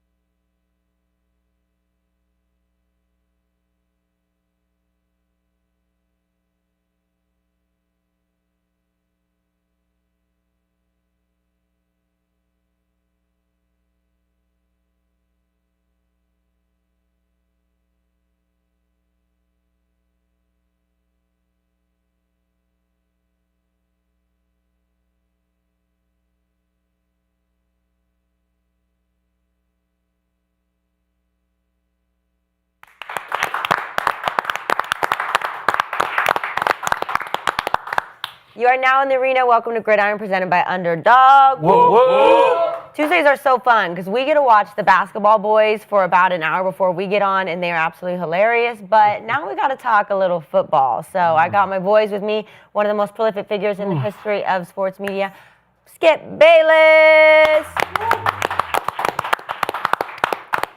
Super Bowl champion, 5-time Pro Bowler, 2-time All-Pro cornerback, Aqib, Talib. All-Pro, 6-time Pro Bowl defensive tackle, one of the most disruptive T tackles of his generation, Gerald, McCoy. And former Commanders head coach, Super Bowl winning coach with the Bucs, and one of the league's best offensive minds, Jay Gruden. Woo! Coach dressed up for us today, we see. Yeah. We appreciate that. You feel me? My style game is under par. We gonna get you Under together. par. Look, we don't. I'll never be like that. We don't plan this shit. Y'all see this coordination? Just look at this coordination, man. Look, Hey. we don't plan this shit. You know Hey, what I'm work. saying? This is a real family right here. Yeah. You know what I'm saying? We don't plan this shit, man. It just come out like this. But first up, I would like to debate whether Gilbert Arenas ever played a lick of defense. Can we debate that? Hey, Gil ain't like that Gil shit. don't care about Hey, He got a couple long be rebounds. like Dillon Brooks. But could he score the Oh, he gonna get you basketball? buckets now. what he said. Hey, he didn't He said debate he it. gonna You compete see, on offense. when Kenyon said, "Hey, it's something about you ain't play both sides of the ball," he ain't debate that shit. He didn't argue that. No. He He said, ain't but what debate I that did shit at do, all. I did was He gonna give you really, buckets. really did that. Yeah, he gonna Went give you from 30 to 40, though, like in a minute. Yeah. Debatable. All right, guys, we've got a packed show today, so let's talk about what's going to be on the show. Okay, first we got Drake May. He looked every bit an MVP last night. And then we have to talk about Skip's favorite player. It's been a minute since we talked about Michael Parsons. So you know we're going to be looking at that. This is all for Aqib. He is it? Yeah. They love to fire up the Michael Parsons conversation, see who won the trade, Cowboys or Packers, and then coming off an impressive win on Sunday, how the Bills stack up in the AFC. So we got a packed show, but as always, this episode is presented by Underdog. If you are new to Underdog, today is the day. Get $100 in bonus entries when you play just $5 with code GRID, win or lose. Underdog is available in most states, including Florida, California, and Texas. So go support the show, claim your bonus, and start playing today with code GRID. Okay, let's first get started, of course, with last night's game because the number 1 seed in the AFC, the Patriots, won their 10th straight game in a row. Looking at last year, they won 13 games. This is crazy. This is the last time that they've had a winning streak like this was with Tom Brady. So you know the vibes are high in England, New England. Let's check it out. I think they had the capability, but they didn't have to counter because Mike was 1-2 dribble you pull-ups, you're not dog. stopping him to get to. Okay, so fellas, y'all stepped up. Okay, you chose to be aggressive, and you chose to attack. Okay. Ellis, lights out. One clap. Marcus Jones, house call. One clap. Okay, this is gonna be a combo platter, left side of the line. Okay, stepping up. Yeah. Hold on, Benny and Videri, one clap. Yeah. Good. Okay, that's a hell of a job. Okay, Sean Booty, one clap. Okay, Kyle Williams, one clap. Okay, fellas, I appreciate you, man. You took the message, and you were willing to go and be a champion from front. Okay, we got to keep going because now they get bigger and bigger. Okay, so they get bigger and bigger. Dang. The spirits are high, but Jay, we need to know, will the Patriots win the AFC? I believe they have the ability to. I think it's very important for this number 1 seed because you don't want to go to Denver, right? Denver's a tough place to play. You know Being it. At New England, I think it's a great opportunity for them, and they can do it. They got a great spot. They're at a bye week this week. They have 4 games left. They have the ultimate team when you talk about top to bottom. They're playing great offensive football. Their quarterback is managing the game perfectly. They have a running game with two-headed monster with Stevenson and a kid from Ohio State, Henderson. They have a receiving core that's unselfish. Diggs and Booty, they're very good. Kyle Williams is very good. Hunter Henry is excellent. Defensively, they're opportunistic. They can stop the run. They're third against the run. They have an amazing, the best punt returner in history league, 14.6 yards. Marcus Jones, he had another 95. He is. It just in the history? Yeah, statistically, I'm he is. playing with history. He just, well, I know, but statistically, he has enough punt returns, average per punt return. He's number 1 ever. Yeah. So offense, defense, special teams, head coach, they have a strong belief in Drake May, and that matters. When you walk out of the huddle and your teammates believe in the quarterback, they're unselfish. I mean, he had different receivers, Williams, Booty, Henry. They're handing the ball off offensively and defensively. They're very opportunistic. They play hard. I think top to bottom, I think it is the best team in the AFC. I do think they can win the AFC, no doubt about it. Josh McDaniels is play caller. Josh McDaniels is a great play caller, no doubt. It helps. I mean, he hit the lottery ticket. I mean, he did. It's a lottery ticket. Vrabel did too. I mean, this is unbelievable. They go in there and they get Drake May. I mean, how about that? Congratulations. You get a second chance to be head coach in the National Football League. All right, who's my quarterback? Well, you get Drake May. Oh, holy shit. I'll be here for the next 20 years. What's your view of Vrabel as the head coach? I've always liked Mike Vrabel. He's a tough guy. I think the players all like him. That's very important. His messages are always strong. He's got a good system, good scheme, good culture. Doesn't take a lot of shit from anybody, which I like. So I love Mike Vrabel. I love what he's doing, but it really helps that lottery ticket, man. That quarterback is unbelievable. He's first in the league in a lot of categories. Probably going to be MVP. Going to be close, him and Stafford probably. So I think you just said New England to the Super Bowl, right? I think they can win AFC, yeah. I mean, who are they going to go get? Denver, obviously, that'll be a great game. The Bills will become a problem. The Chiefs, if they get in, they'll be a problem if they get in. There's a lot of teams. The Texans, if they get in, the way they play defense, they'll be a problem. I mean, everybody be a problem for them. Everybody is. Because experience-wise at the quarterback position, you look at Mahomes, they might not even get in. And you're looking at Josh Allen playoff experience and Lamar, and neither one of those guys have had great playoff experience anyway. So I think it's wide open. But when I look at the teams, the strength of their team, can they win a 4-minute drill? Yes. Can they get off the field on third down? Yes. Can they run the football? Yes. Is their quarterback efficient? Can he move the chains with his legs? Yes, yes. They check every single box that you need to be successful in the playoffs. So I think, hell yeah, they can do it. Keep, we need unbiased, okay? I we this can't is go not Broncos, biased. Broncos. Don't give me their schedule. Don't give me their schedule. I'm not going to give you their schedule. No orange in this opinion, please. How am I not going to give you orange in this opinion when we talk about who's going to win the AFC? Okay. How can I do that, Skip? Okay. I think that Raiders loss is going to come to haunt them because they're going to lose one more game. Opener. I'm just saying. They lost at home to the Raiders. Exactly. It's going to come to haunt them. Because they going to lose one more game. We probably going to lose one more game. I'm going to make sure I hit Sean. Make sure we lose one game. We want to lose a game. You know what I'm saying? Right. We're going to have a Browns type of offensive day. Straight dives. You know what I'm saying? That's what we're going to do. Okay.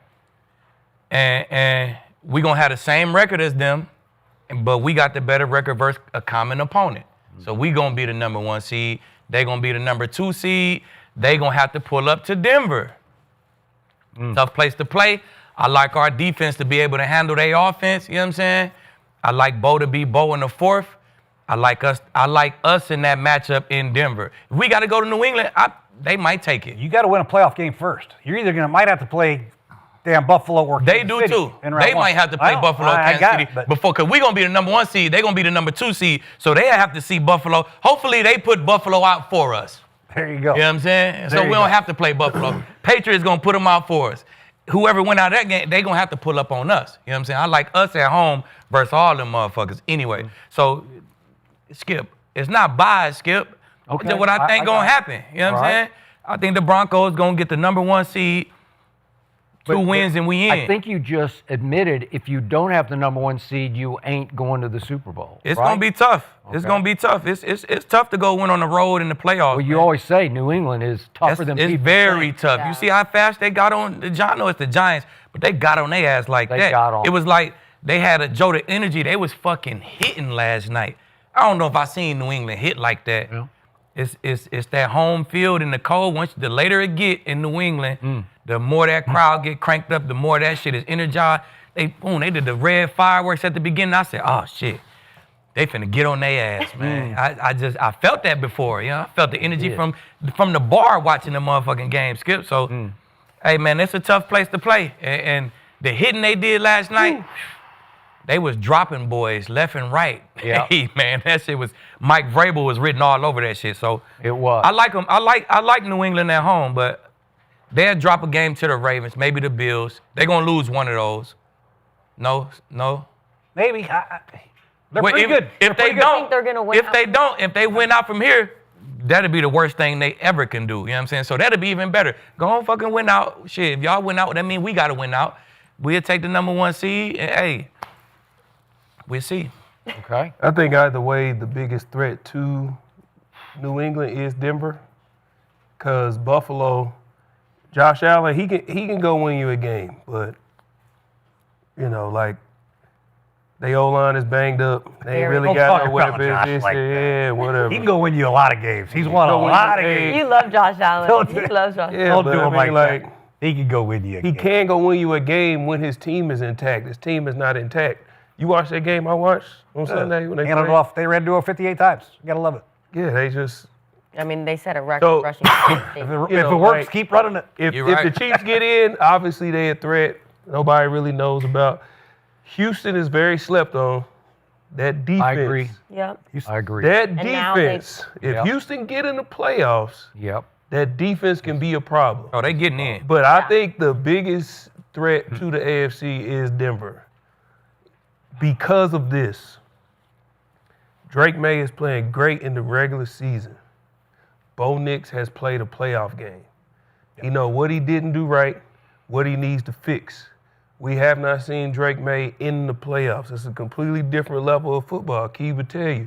Everything changes. That's why you see some people play great regular seasons and they get in the playoffs. It's like, what happened? It's a different level, a different type of pressure. It's win or go home. Bo Nix, there's no substitution for experience. And he's played in a playoff game, whether he won it or not, he's played it. And we've seen how he looked last year and what is happening now, how he's looking now, how he understands how to win games.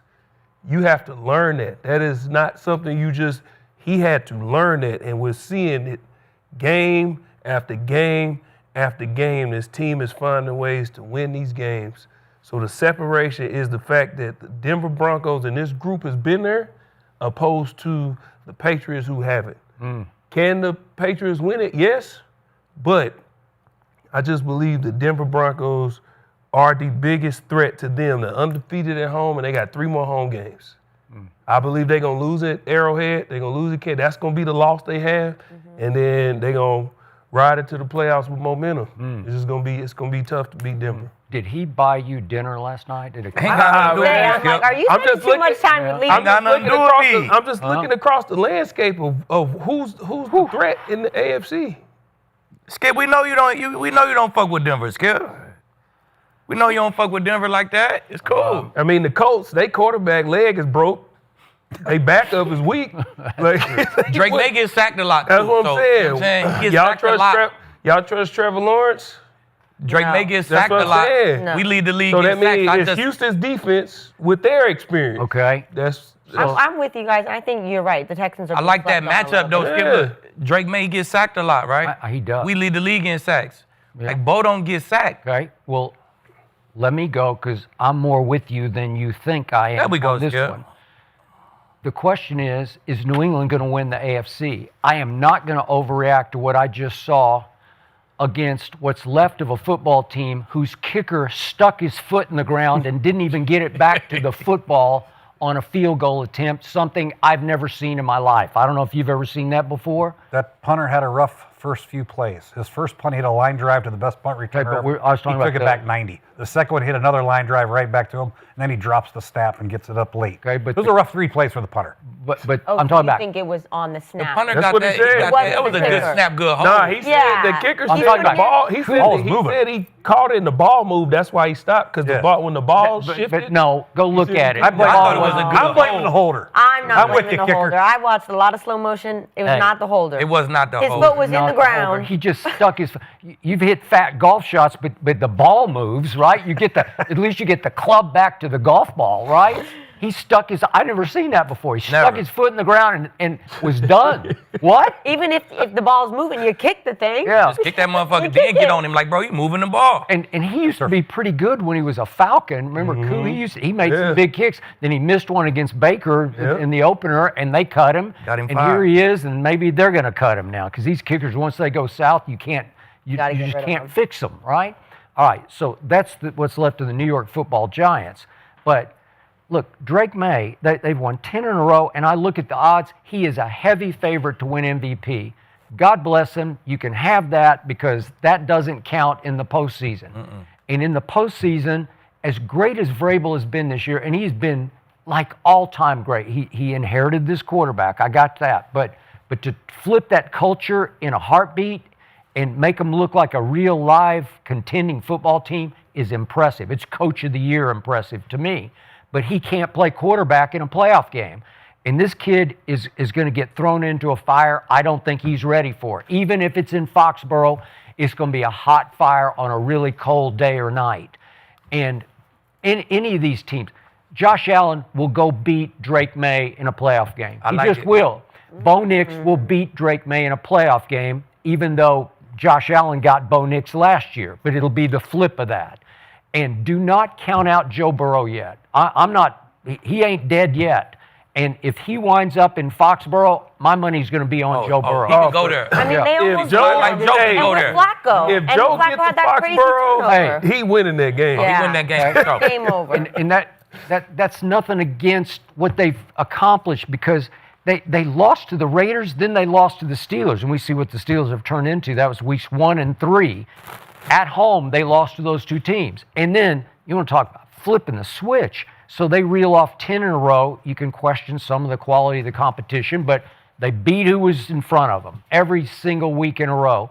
But I don't think it adds up to will they win the AFC, even if they have home field. I just don't trust that kid.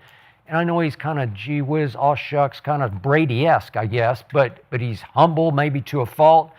I don't see a lot of fire in his belly, but he's playing great football. And I'm sure you watch it like, please give me one of those, like you say. Yeah. He is effortless in his delivery, man. It looks right, Yeah. but there's no scar tissue there, man. And Do you look at Bo and say that? No, when I look at playoffs, I err on the side of great quarterback play. And what Drake May has done this year has been damn near unheard of in a second year, right? Yeah. So I give them a great opportunity to win it all. Not just because of him, because of the running game. I worry about Will, the left tackle, being out for a year. Yeah. The makeshift side on the left side. That's my biggest concern about the Patriots moving forward. And then I go to Buffalo, and I go to Kansas City if they get in, and I go to Baltimore if they get in. Okay. Those who I think are the biggest threats, the teams with the best guy behind center. That's what I believe. Houston? And I don't believe Bo Nix is there. I just think Oh, you don't. I don't think they can run the ball good enough to take the pressure off Bo. Okay. New England can run the ball good enough to take the pressure off the quarterback a little bit. Obviously, Buffalo can run the ball very good. Obviously, Derrick Henry, they can do it very well. So my biggest concern with Denver moving forward is their ability to take the pressure off Bo in critical situations. We've seen Lamar Jackson have historically great regular seasons and then get in the playoffs and not do very well. Yeah, and I love Jack, but I'm just saying, so that's why I'm. I hear you. And Bo's performance in last year's playoffs, his first opportunity wasn't very good either. Right. Really, there's only been one quarterback the last few years in the AFC has really stepped it up, and that's Patrick, right? But if he's not Dominating. if he's not in it, then who's it going to be? Somebody's going to be playing in the Super Bowl. We'll be saying, holy shit. And right now, my trust, based on what I've seen and the players around him, the unselfishness of the New England Patriots, I think Drake May has a great chance. I like Sean Payton.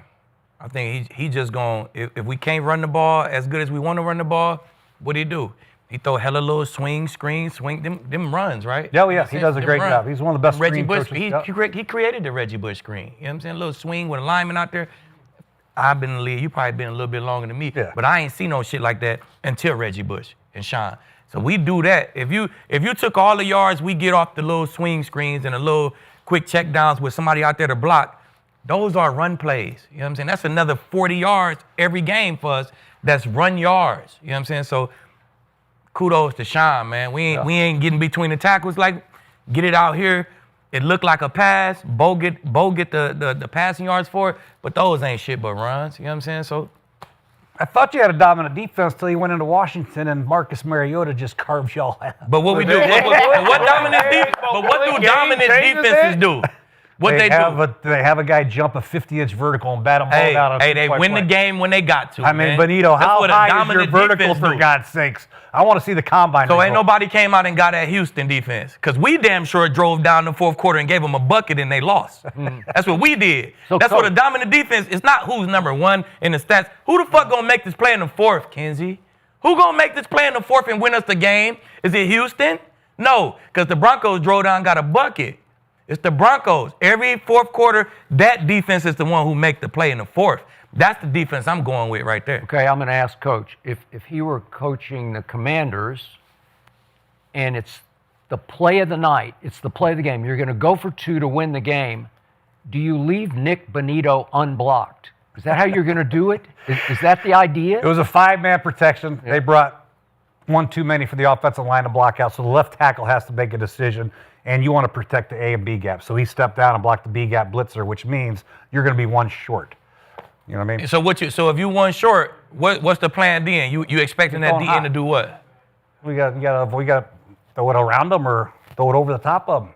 He tried to throw it over the top of Benito, just rejected it. Volleyball spiked it. Hey man, that was a hell of a play. I mean, it was a great play. The guy was wide open in the flat. Right? But before the 2-point play, the touchdown was a fucking PI, offensive PI. Man, it was a corner and a they on the 4-yard line. Debo ran smack into someone on the goal line. That's a flag. It's not. I agree. That's a flag, bro. It was the same play. You guys ran a little same play, pick play for a touchdown. It was a pick. Everybody ours happened at the line of scrimmage though. Line of scrimmage our legal. Pick. Yeah, I know that's legal. But theirs wasn't at the line of scrimmage. They was on the 4-yard line. The contact happened right at the goal line, though. It's a legal play, but they ran it wrong. They did it at 4 yards instead of 2 yards. I know the rules, bro. I did too. They're at the 2. We ended the game on the interception. They called a flag. Then they scored a touchdown on the flag. They didn't call a flag. Like, come on, bro. They tripped Mariota. Should have been a first down and 10. They gave him exactly, and that should not have been a touchdown. That should not have been a touchdown. That was a big play that they ran all night. You got 4 calls in overtime before that one went against you. Yeah. 4. Not 4. Yes, not you 4. did. We got 1.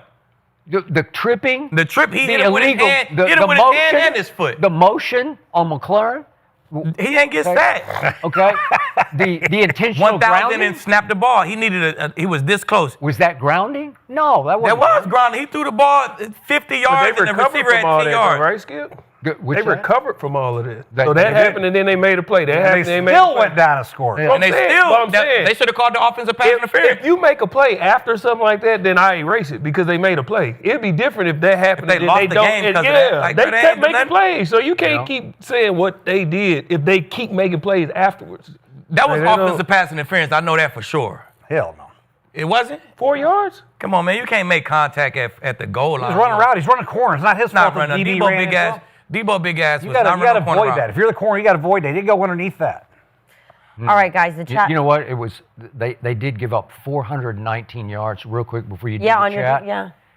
As Belichick always said, the season doesn't start until Thanksgiving. Yep. So post Thanksgiving on that weekend, everybody who's a contender should make a statement. Right. So Buffalo went to Pittsburgh and made a statement, and Joe Burrow went to Baltimore and made a statement, and New England last night, they made a home statement, albeit against the Giants. Mm-hmm. Yeah. And yet, the one contender who didn't make a statement was your contender. We know how to win They close did make a games, statement, though. Shit, both threw for about 300, looked great, in my opinion. You know what I'm saying? Had another overtime. Against a 3-9 team with you this just backup Skip. quarterback? All we can do is play who's on our schedule. That's it. Statement is when the game is close, we know how to win. Yeah. Sean, we played so long with the London travel, came back. Sean gave the boys a smooth full 8 days off. He let them sit down the whole bye week and Monday. You know what I'm saying? All right. We came in, we got to get our feet back up under. We had a couple days practice. It happened like that off bye weeks. The teams come moving around a little slow after bye weeks. Yeah. They do. All right. It was just a little bye week, Skip, a little turkey. You feel me? A little dressing, you know? Didn't Washington have a bye week too? Hey, they'll be just fine. You know Washington had a bye week too, right? Washington had 8 days off. Washington was in the office. Washington was in the office for 13 days straight, putting together that weak ass dick and duck game plan that they put together. That's what they was doing. Everybody had a statement, and all the statements ended with "we won." They statement ended with "we won." Yeah, and it ended with the defense made a play to win the game again. I like it better when you two argue, man. Quit. I don't like. Stop teaming up over It's here. just facts. It's just facts. All I know is they won 9 straight games, but the chat is not riding with them. They're riding with the Patriots to win the AFC. So I like this chat. I like this chat. Stick with us. You're not going to like me in about 10 minutes. All right, guys, we got to get to the opponent from last night because Jaxson Dart, he returned after 2 games. He was in concussion protocol, and he must not be listening to the arena because we're all over here like, you got to change what you're doing. And he didn't change at all. He came right back out and took about every single hit that he could. Well, I tell you. And this is what he had to say about it. Look, like, I understand the question, but, like, this is, like, this is football. Like, I'm going to get hit if I'm in the pocket or outside the pocket. Like, I feel like I've played this way my whole entire life. This shouldn't be, like, any shocker to anybody if you've followed along with my career. And we're not playing soccer out here. Like, you're going to get hit. Things happen. It's part of the game. He punk soccer. Hey, I tell you what. The soccer is a contact sport. His ass going to be playing pickleball here soon. I promise you that. I've been playing like this my whole life, man. This is the NFL, man. He going to be playing pickleball here soon, man. All right. Oh, doing that if you want to. I wasn't sold when he was chewing gum in a turtleneck and flipping his hair. Did you watch the whole interview? I was a little distracted. I was like, okay, soccer, but hair flip. Coach, what did you see from Jaxson Dart yesterday? First off, he did not see Ellis. I don't care what anybody says. He took a hit. He didn't see it. He was looking at the first down marker. He saw the receiver blocking for him, and he saw him at the very last second. If he saw Ellis, I would like to think he would have got out of bounds. I don't think he saw some bitch. I really don't. But the comments are he's just trying to be a tough guy in the booth. He knows. He knows he's got to get down. He's not that stupid. But if he that's is that a crazy stupid, statement. He's like, if I'm he is not that getting stupid, down. then the coach, whoever the coach is next year, going to have a heart-to-heart with him because he's not going to be in the NFL for very long. I mean, the one thing you have to do as a quarterback, you have to protect yourself. Josh Allen is 6'5", 250 pounds. He knows how to get down. Cam Newton did the same thing. They knew how to get down for the most part. And you have the entire city, the team. You've got the keys of the car. You can't just keep running it into a tree. You know what I mean? You just can't do it. So he's got to change his ways. They got to get people around him. They got to protect him a little bit better. But when the plays break down, Jaxson, don't be a fucking idiot. Get your ass down and protect yourself. But he did not see that Ellis guy coming. He didn't see. Heck no, Well, you got to start looking around. Yeah. Huh? Exactly. Keep his head on the You know, when you're running, better start when you're looking around. scrambling, I don't know if you guys know anything about horse racing. You know, they put blinders on the horse so they can't see people around them. I think he plays too many times with blinders on. He's just looking like this. That hit I mean, would've you got to killed open up your eyes and see. It almost I mean, if killed you're me. running the ball, you got to make sure you know where the sideline is. You got to make sure you're looking, peeking back behind you and all that, so you know where to get down and get the hell out of bounds. I mean, he was like running like this. I'm like, damn. What he don't understand is the mindset of a defender, and Aqib can attest to this. We don't get to hit quarterbacks like that much. How's a dream? So when How's a you dream get a that? chance to hit a quarter, man, you are trying to destroy especially Lights like out. if I played like Sam Bradford, and Sam knows this, or even Jameis, any quarterback that was on my team, and then I eventually played against you. If I get a chance to hit you, I don't care if I know you. I'm trying to take your helmet off. Definitely if I don't know you, but quarterbacks, because they're so protected, when you get a chance to take your shot, you're going to take it. And that's what he's not understanding is, bro, this is the national. These defenders are trying to take your helmet off. He talking about he going to get hit. Yeah, you might get hit in the pocket. But a lot of guys, when we trying to get to the quarterback, we trying to get you down by any means necessary. But as a defender, D lineman, we're trying to get you on the ground. We talk to go after the ball. So in the pocket, yeah, we're going to go. But when you running in the open field, that's where the greatest athletes are at. These guys that's running these 4.4s, 4.5s can cut and stop on the dime and get downhill and all that is free. It's a bunch of free space. D linemen, we're not great tacklers. We can get in space and get you on the ground, but that open field, these are professional tacklers. So if they catch you, they're pros at catching you slipping. That's what they do. So if you want to keep doing that, Jaxson, have at it. But you Giants fans, all that cheering y'all doing, y'all better go stand outside that facility and hold up signs that say, please slide, or y'all will not get to enjoy Jaxson Dart for that long. I'm telling you, he better he better fix his mindset because he ain't gonna play that long. He needs to talk to Not like that. Yeah, I ain't like how he played. I mean, I like the production, but he holds the ball so long. It wasn't even just that hit. It was another hit. He whoop, whoop, whoop, whoop, and another safety. Tried to slide and bam. Yeah. His head bounced off that turf a little bit. Like, you know what I'm saying? It's just a dangerous way to play, man. And after 4 trips to the tent, he still ain't learned. No. You know what I'm saying? He gonna get another coach fired here soon. You know what I'm saying? I think he should put his name tag on the tent. Hey, he need his own He need his own tent. He need his own tent, his own doctor. You know what I'm saying? Hey, it's just, you can't play football like that. Well, he's 22 on top of the world. Yep. Hey, man, he gonna be playing pickleball soon. I'm with Kinsey about watching his post game. That was a performance to me. That was like acting, like I'm really putting it on for everybody. Yeah. He is trying to build and grow his Big Apple media mystique of I'm the toughest quarterback who ever walked or ran. I back down from nobody. I take nothing from nobody. Nobody's going to change me. I've been doing this my whole life. And then his last quote was, if I turn into a complete pocket passer, that's just now not how I want to play football. Okay. So speaking of production, you said you liked his production. Yet, I'm not sold, man, because he threw for 139 yards last night. For the year, in 8 games that he's played, he's averaged 156 yards passing a game. That ranks 3rd from the bottom, and below him are Justin Fields and Dillon Gabriel. So he's in that ballpark with those guys. With throwing the ball. So his only game is But running. what he do, running the ball and creating and doing, it's a nice little body of work. Okay, I get what you're saying, but obviously, to all your points, it just won't last. Yeah, it won't last, for sure. You can build your mystique only so far. You can sell only so many ads, and then they're not going to want you to market their products anymore because you're not going to be playing anymore. Because even his offensive lineman, John Runyon, said, we try to talk to him, and he just won't listen. Well, just how he play. Come on, man.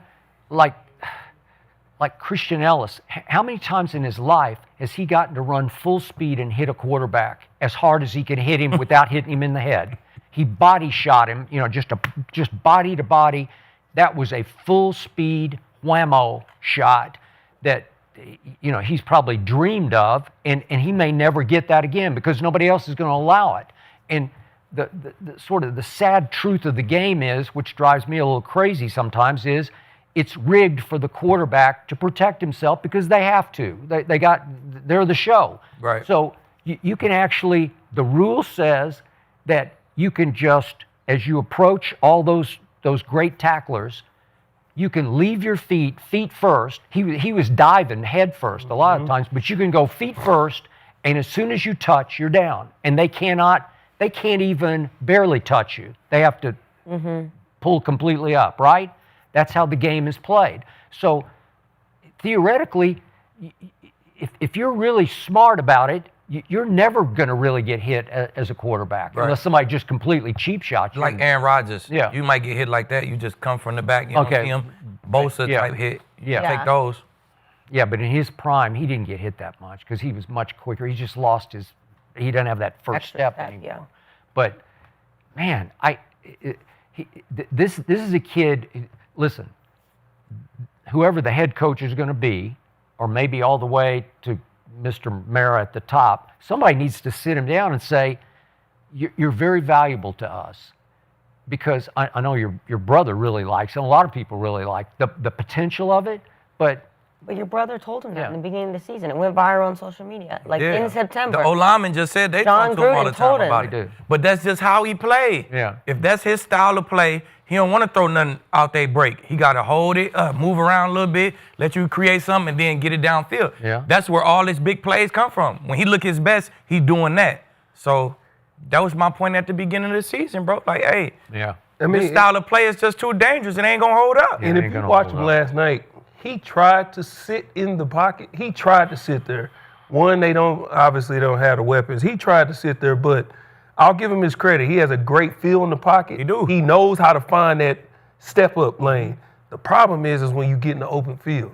Take what the defense give you, get down, play the next play.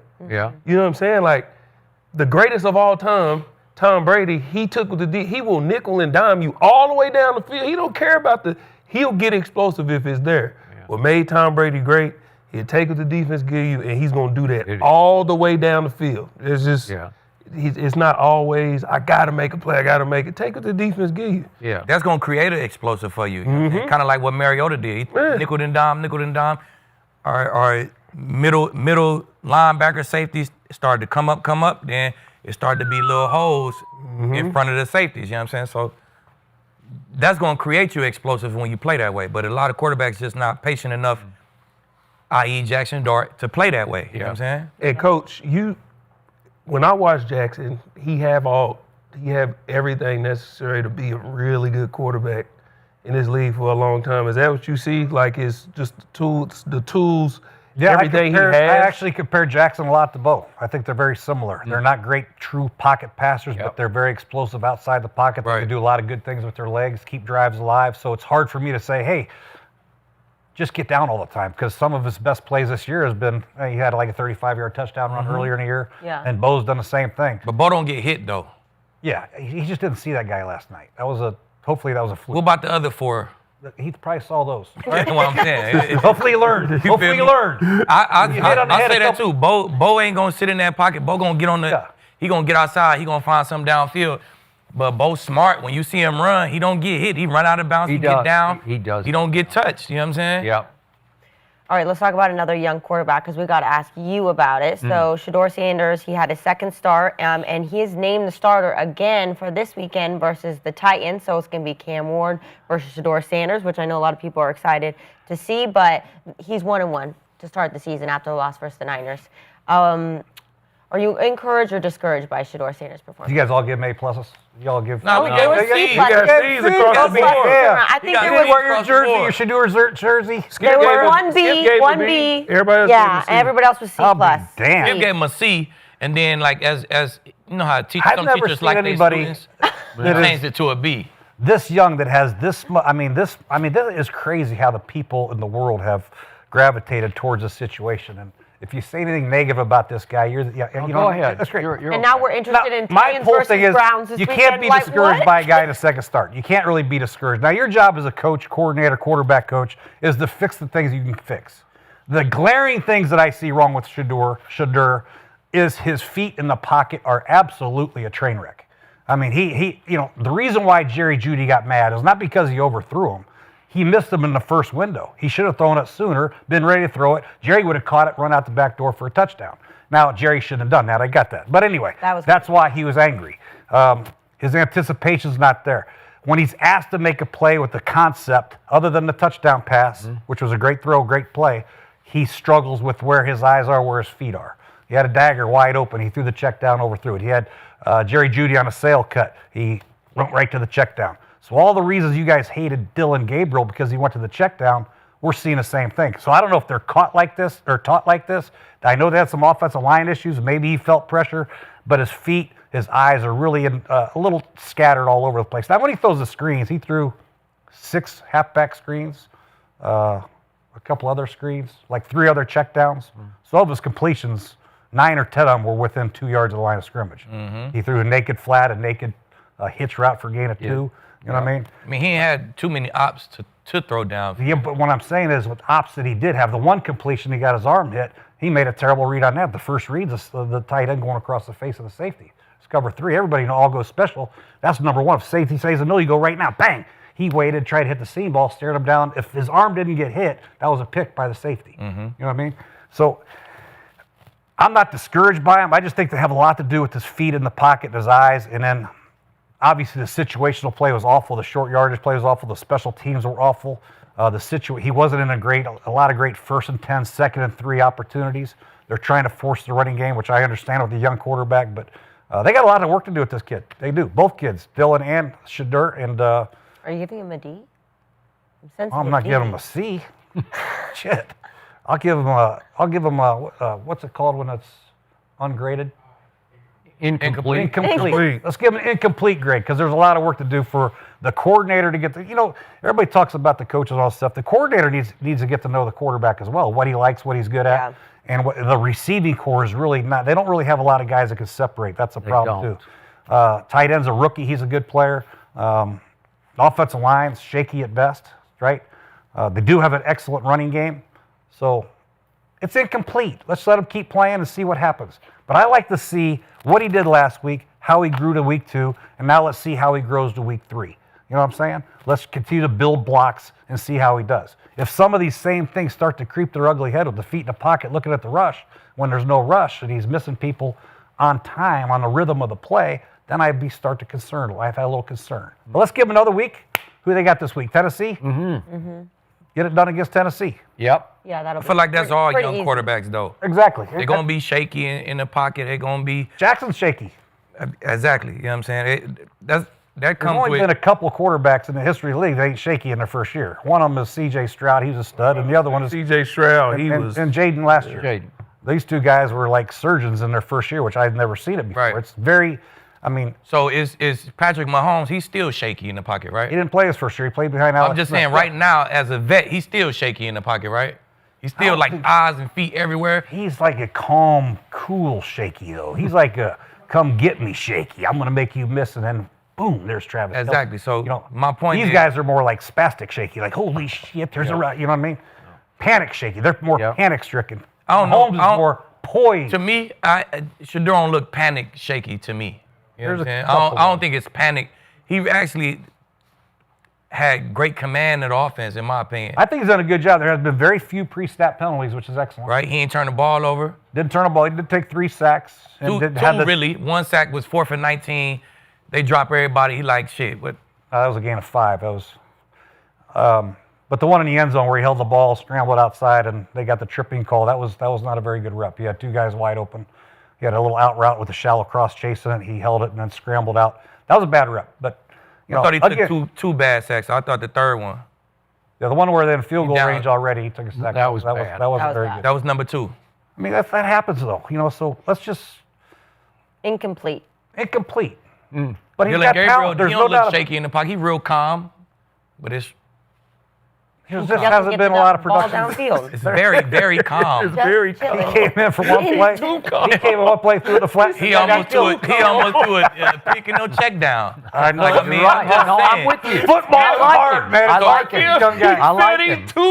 He calm. He ain't like this in the pocket. He very nice and neat in the pocket, right, Dillon?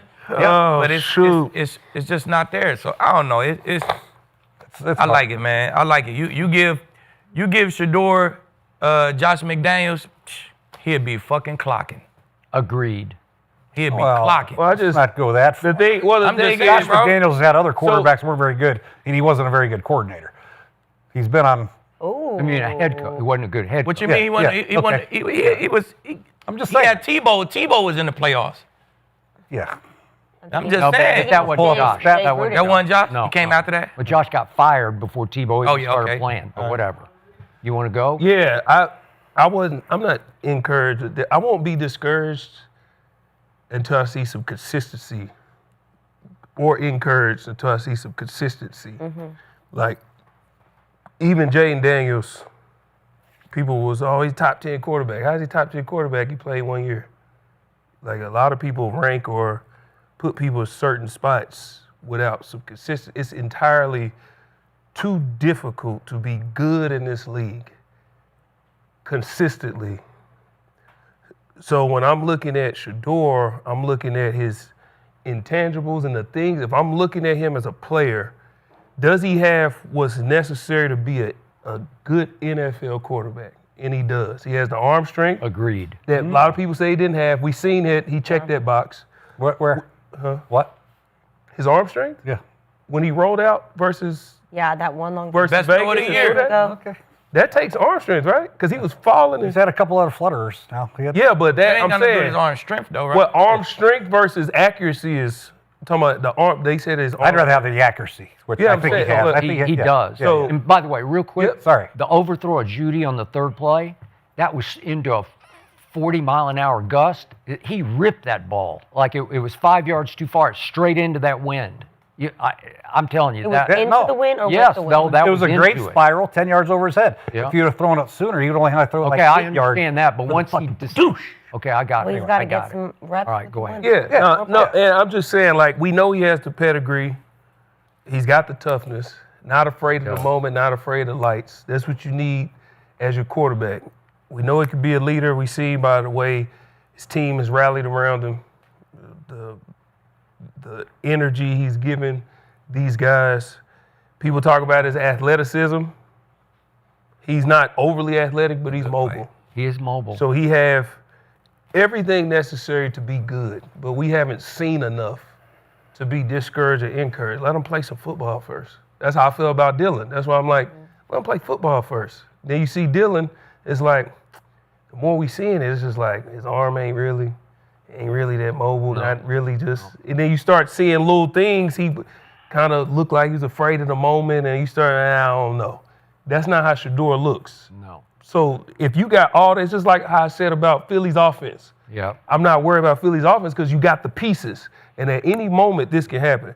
Shedeur has everything necessary to be really good as a quarterback, but we got to give him time. Let him play 2.5 games in. Okay. So I'm not Which was encouraged your or conclusion. discouraged. Yep. Just let him play. Yeah. Let him Because play. if you'd have went for it with 4th and 1, you on the 20-yard line, you went with Shedeur, that defense, would you have kicked the field goal right there? Ooh, thank you. The one where they did the quarterback sneak? Or the other one, the fullback one when they dive? did the fullback dive. Judkins. Yeah. The running back dive or the dive. Yeah. Well, if it's swirling, the wind is swirling, maybe it was an easy kick. Maybe 1 yard was easier to get than Yeah, trying 40 to kick mile a an hour is crazy. 40-mile-an-hour wind. I'm talking about a 30-yard field goal, though. I don't know the Still, wind with that situation, wind? but a lot of guys are now going. There's very few field goals being attempted anymore. What would you do? I probably would have kicked it. Kicked it. Backed up on your own 33, would you have put Fannin at quarterback and ran a quarterback sneak? You know, if I think 5 teams did that this week and 4 of them failed miserably. But what would you do, Coach? I would never put my tight end there because I'm worried about the center quarterback experience. Exactly. The only one that's done it very successfully is Mark Travis. Andrews did. And Mark Andrews. He did. Those are the 2 guys that really do it successfully. But we had Jordan Reed. I'm not going to put. Hell no. Nah, that's just another too tight bad. end So in those this were league. too bad. There was another tight end in this league. We don't say the name, but he was good. He could do everything. There was 2 bad coaching decisions. Terrible. That'll lose you the momentum and that'll ultimately lose Special you games, teams was right? probably 2 of the worst special teams plays. The guy caught the damn ball at the 2-yard line and stepped out of bounds, and then they fumbled a punt. So you think the play calling too conservative? Like they not even I allowing think him that to see what he got? You have to be conservative with the young quarterback, really. You want to get Judkins going. You want to run the ball. You want to do the bootleg, naked things and make it easy for him. When asked to push the ball down the field with normal pass concepts, it was a train wreck. You know what I'm saying? It really was. But when we one come to ball should have been Shedeur- intercepted. The other one wasn't a train wreck, but he overthrew Judy. Should have hit him sooner. He had a couple others. He read the wrong side of the field. But so that don't match as up, a though. play caller, and you have a young quarterback who's only played 2 games, you got to kind of keep the training wheels So if we're going on. to be conservative, we What got do to you be wanna run? conservative. What do you want to run? right? 4 verticals? You want to No, run that's cool. dagger? They Let's ran a keep it dagger conservative. concept. The guy's wide open. He threw the check down right now. Conservative is when we get on the 20-yard line, kick the field goal.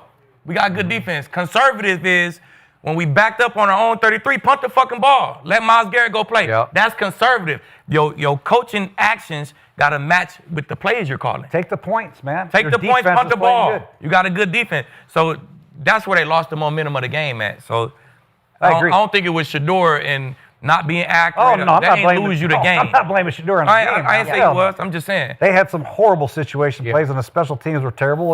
And when you have a quarterback like that, it'd be great to get a turnover and have first and 10 at the 20-yard line going in once in a while, instead of having a guy start at his own 5. Exactly. You know what I mean? Time after time. So I want to say I appreciate your breakdown. It's smart and it's deep and it's objective, and we appreciate that. So my issue was when I stepped back from all that you talked about, all correct, and I say, okay, he lost his center on the first series. That's hard on a young quarterback because you've had very few practice snaps. Now you got a new guy in there trying to snap it to you. You're already down your right guard and your right tackle. So that's an issue that he has to deal with all this stuff swirling in his head. again, Jaden Daniels had Cliff Kingsbury. All these young quarterbacks have somebody that's a quarterback maker. And I don't know about Kevin Stefanski, and I definitely don't know about Tommy Rees up in the booth calling these plays. And I don't know how much they believe in Shedeur. I don't know how much they talk him up. I don't know how confident they make him feel before the game starts. And when I look at, to me, it's easier to throw in the rain than to throw in the wind, because some quarterbacks don't like the rain, but the wind is hard, man, because, and they said the reports were 30 to 50 mile an hour gusts, and Brock Purdy was having a hard time too. Yeah, that's insane. But here's my issue, as Aqib brought up. For most of the first 3 quarters, it's just the most unimaginative run game calls I've ever seen, where they're just asking him to extend his arms with the football, like, here is the football, Judkins or Dillon Sampson, here is the football, and we're going to dive it up the middle. It's not any Kyle Shanahan creativity of the run game. It's just straight ahead. We're just going to try to impose our will and keep the ball out of our young quarterback's hands for the most part. And Shedeur said all the right things after the game, but he did say, I need to throw a few more to be able to gauge the wind, because the wind is hard to figure. You know, you have to try a few, because the first one, he just cannonballs it through the wind, and it was too long, and you said he should have seen it earlier, and there's a place that ball needs to get. But he said, I just need, he also said, I just have to have a bigger role in the offense. And I think it hurts his pride that any red zone play, when they get, especially inside the 5, they just go wildcat, and he's got to do the trot of shame and trot off the field and get replaced, right? Where he's not even on the field. And then they do the fan and play, the tight end under center. It's just a disaster. Backup center. Yeah, and it's a backup center. And so look what they gave San Francisco the ball at their 16, 32, and 18 in a row. Well, they're just handing them points. But remember, for all that you said was wrong, deep into the third quarter, it's still 10-8. It's 10-8. So he's hanging in. He did one thing really well. He didn't turn the ball over at all, as you pointed out. You got to give him that. Like He didn't drop it. He didn't throw it to them. There was the flutter pass where he got his arm hit, and that was lucky. Okay, so that could have been one, but again, it worked out. But my point is, I know what he can do. He's deadly accurate, and he's tough. He's mentally and physically tough. So you have to give him some chances in the flow where you can't wait until the game's out of control, and then you say, now let's throw to catch up. Or you can't keep putting him in 3rd and 8, 3rd and 9 and say, okay, do it, kid. Work your Boulder magic here on this play. Because, man, it's hard. But I give you this. The best thing you said to me was, and I wrote it down, right now, bang. That's what he's not doing enough of, and that's what he didn't do enough of in college. Right now, bang. Where if it breaks open, if it's a slant and it breaks open, you have to stand up and throw the football with conviction, which he got too used because his father coached him and green-lit him and you know, didn't coach him that hard, because Shedeur can make it up like Bo Nix and Mahomes can make it up. He was throwing to Travis Hunter, and that helped a lot at Boulder. But Sean Payton told the NBC crew, and I brought this up yesterday, but he told the NBC crew that in his time of picking quarterbacks, that the one thing you can't unteach in pro football is taking sacks in college football. If they held the ball in college football, you have a hard time of unlearning that in pro football. Okay, so that's my one concern about him, and I'll be honest about that. You got to get that out of your system somehow, because it won't work at this level. He's too good. He's too good. They're just better than anything you saw in college, way better, and everything is heightened. The speed of the game is heightened to the point you have to match the speed with your mental speed. If Judy breaks open first on the first break, it's right now, bang, right? And if he can't learn that, then he's going to have a hard time. He's going to have an impossible time, because that's what his strength has to be. Yeah. And it starts with his feet. Every quarterback who's successful in the league, they right now bang, like Mahomes. Yeah. He right now bang. Mm-hmm. When the play presents itself and it's there to be a now bang, it's there. Yes, 100%. So now, if the play breaks down and that bang is covered, then maybe he'll move around and make something happen. My point is with Shedeur, his biggest issue right now is feet. They're always drifting back, and his number one, his go-to move when he feels something or he doesn't like it downfield is to back up and go to his right. You know what I mean? Mm-hmm. When you start backing up, then the whole play's dead. You know what I mean? So he got. I mean, and protection's not great. He's got people in his visions. He probably can't see very good, and guys aren't really open all the time for that pop, pop, bang. So he's got to clean it up, man. Tommy Reese and your quarterback coach, let's work with his footwork. Special teams coach, get back to work. God damn. And short yardage goal line, for God's sakes, man. Come up with a better plan.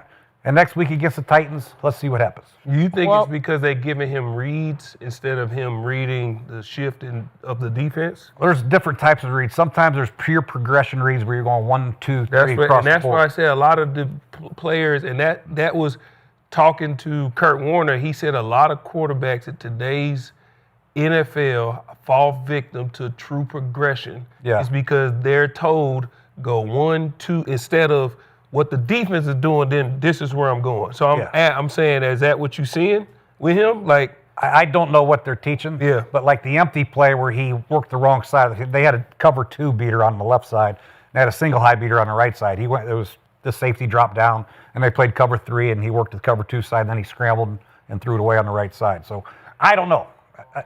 Some teams like the pure progression. It's easier for the quarterback. I personally like the single high, 2 high shell reads a little bit better. So yeah. Well, what Shedeur is doing good is that he's got us entertained, and we're going to be watching, and that's why we're going to watch the 1-11 versus the 3-9. That's good. Titans and Browns this weekend. We're going to be sat. But let's move on. Let's talk about 2 people that had probably the best Thanksgiving of all time: Skip Bayless and his Cowboys, and your arch nemesis Micah Parsons, because that man had 2.5 sacks. He wrecked the game. Well, I wouldn't go that far. He wrecked the game. Okay, and the Cowboys picked up a huge win over the Chiefs. So, Aqib, 13 weeks into the season, who is winning the Micah Parsons trade? Cowboys, Packers? I think they're both looking good right now. I can't. You split 50-50? Yeah, it's looking good on both ends. I'd usually call you on that, but that is a fair assessment. Yeah. I mean, it is. Yeah. I'm going to back up that assessment. You know what I'm saying? I think the Cowboys was more of a long-term play. They trade Parsons. Let's build this thing up. Shit, they love what they got so far. They got Williams, they got Clark in the middle. They turning the defense around. The locker room is drama-free. I think that's a major part of it. It is. You ain't heard nothing from the locker room. They look like they got great fucking camaraderie right now in Denver, you know what I'm saying? But they not done yet. They still got a first-round pick. They still got a bunch of cap space to finish the deal, you know what I'm saying? So that's a long-term play until we see who they pick up in free agency by saving that money. Until we see who they draft with this first-round pick, that's just not complete. I think it's trending in the right direction, though, for the Cowboys. For the Packers, they're a top 5 defense. They 6 versus the pass, 6 in points per game on defense. You know what I'm saying? You can't be mad at that. You got the opportunity to win the North. You beat the Bears twice. You win the North. You beat them one time, probably you win the North. Man, you 10th in sacks per game. You can't be mad at that. Theirs was more of a right now fix, and I feel like right now they're doing great. They got a damn good defense. When we talk about defenses in the league, you're going to mention Green Bay. You know what I'm saying? Big primetime game. We want you to wreck these motherfuckers. He wrecked one. Thanksgiving, only game on TV, he wrecked that motherfucker. So they both feeling pretty good about the trade right now. It's my opinion. We'll see how Green Bay finish. And then we'll see what the Cowboys do in the future with the cap space, with the draft pick, and then we'll be able to make that decision. Coach, who won the trade? I agree with Aqib. I think the big thing that the Cowboys did, they addressed the middle of their defense, which was absolutely horrific the last year. And horrific. Yeah. They got rid of that first-round debacle, Smith. They sent him to the Jets, but they used one of the trade picks from the Micah trade to get Quinnen Williams. So now they got Clark and Williams, and Clark is a rotational guy, so they have 4 good. Solomon Thomas comes in, and the other guy that starts with an O, he comes in. So that's a great rotation defensive line. They get Overshawn back. I'm still a little concerned about the secondary, but I love the Cowboys. I think the Cowboys are as good as anybody right now. So I got to say, hell, they're happy with the trade, and they got Micah out of there. Micah wanted to leave. I was at Washington. We had Kirk Cousins playing on these damn tags. And shit. And don't worry, we'll sign him. We didn't sign him. We let him go to Minnesota, wherever the hell he went. and we got a third-round conditional for him. The Cowboys trade Micah. They get 2 1s and a hell of a defensive lineman. What do you think I could have got for a $250 million quarterback? Dan Snyder. Come on, Dan. Come on, man. Come on, man. There you go. I think, and then you take it to the Packers, and they get Micah Parsons, the closer. They got a hell of an offense. They're going to be in the lead. They need to close people out in the fourth quarter when teams are trying to catch them, and they got one of the ultimate closers in Parsons. So I know they're happy as hell. They're dancing around. I know Jerry Jones is happy, so I think they're both happy. How rare. Everybody's happy. Everybody's happy. Yeah, I think they both happy. Like if you just look at like sheer numbers, like where we sit right now. If you go to the Cowboys 2024 when Micah was there, they were giving up 218 yards passing, 137 yards a game rushing, 27 points a game, which was second to last in the league. But they was fourth in pressure rate. Now you go to 2025 where Jerry said they were horrible against the run. They're giving up 251 yards passing, which is worse. They got 12 yards better or 13 yards better. They giving up 124. They giving up more points at 28. They still second to last, but the pressure rate dropped to 10th. Okay, so you lost that in Micah. They got worse, yeah. Okay, but hold on. Pre-Quinnen But staff. if you go, no, this was I checked it this morning. The last 2 games. I checked it this morning. He's saying when Quinnen got there, You're adding in all those games defense without turned Quinnen. to the Incredible Hulk Yeah. once Quinnen pulled up. Okay, so where we at right now? If you go off the Packers, which is what they got Micah for, they had last year passing 215 yards a game, 99 yards rushing. They gave up 19, which was they 6th in defense. Pressure rate was 20th. Okay, this year 186 yards a game passing. 6th. That's why you go get Micah. Rushing, they're better by a yard. Okay. They're a point less. Pressure rate, they went from 20th to 9th, and they got a closer. So if I'm picking somebody who was in the win now, we need this to work right now, it's the Packers. Because what they went and got Micah for, it's working. They're better against the pass. The run is essentially the same but better. They're giving up less points, but the pressure rate, putting pressure on the quarterback, getting him off his spot, is just as important as getting him on the ground because he's not comfortable back there. You have to speed up your operation, all these things, and you got a closer, which is what he did on Thanksgiving. So I'm going with the Packers, although I do believe that the Cowboys, they're working this thing and they're happy, but yeah, the Packers, the Micah trade is working out. I can't believe you said what you just said and you live in Dallas, Texas. I don't know. Just gonna give it to him. He's the executive of the year. I'm an analyst. He's the smartest I analyzed the game. 80-year-old living. All I can say is I have not missed Micah Parsons for 1 single second this whole football season. We do know that. Not before Quinnen. Before Quinnen got there, you didn't miss Parsons a little bit? No, When the because I defense knew worse what in the was league? coming because Jerry had the nuclear capability to be the executive of the year, and he pulled that trigger when it was time to pull it. So all I know is we now have, as you pointed out, Quinnen and Kenny Clark in the middle of our line with Osa working in. It changed life in Dallas, Texas. And without having to pay Micah the most money ever paid to a non-quarterback in this league, we now can comfortably keep the other move of the year by Jerry Jones, George Pickens. We can comfortably re-sign him for the long term. Yes. Because we have the money now to play with that Green Bay does not have. And all I know is that in the last 3 games, this small sample size, but I'm going to take it to my bank. In the last 3 games, we are second in the NFL in stopping the run. And you can say, oh, come on, it was the Raiders. No, well, then it was the 2 Super Bowl teams from last year. So you can see it already starting to take shape. And I'm not saying that we're the 85 Bears. I'm just saying we overnight revamped and revitalized our defense because we added Quinnen with Kenny Clark, who came in the trade, and we still have a first-round pick in this coming draft. It'll be Green Bay's. It'll be somewhere at the bottom. I'm sure it will. But you can't tell me that's not great. And when I talk about leadership, Micah Parsons, trust me on this, no leader. Jerry sat him down and tried to talk him into being a leader multiple times. You either are or you're not. You either are you or you're not. God gave you what you had, or he didn't give him what he has. Quinnen has become a leader of the locker room and the huddle already. Kenny Clark is a leader of the locker room and the huddle. So on pure leadership, I'll take it. And then I'll just boil down the stats for you. Last year, for the whole year, Green Bay's defense was 6th in the league in points allowed. Right now, as we speak, they are 6th in the league in points allowed. He joined a really good unit, and yet, did it change radically, dramatically? I don't think it did. And by the way, they just lost their sort of Quinnen, that Devontae Wyatt, he's pretty good as a defensive tackle. I think that he's gone for the year.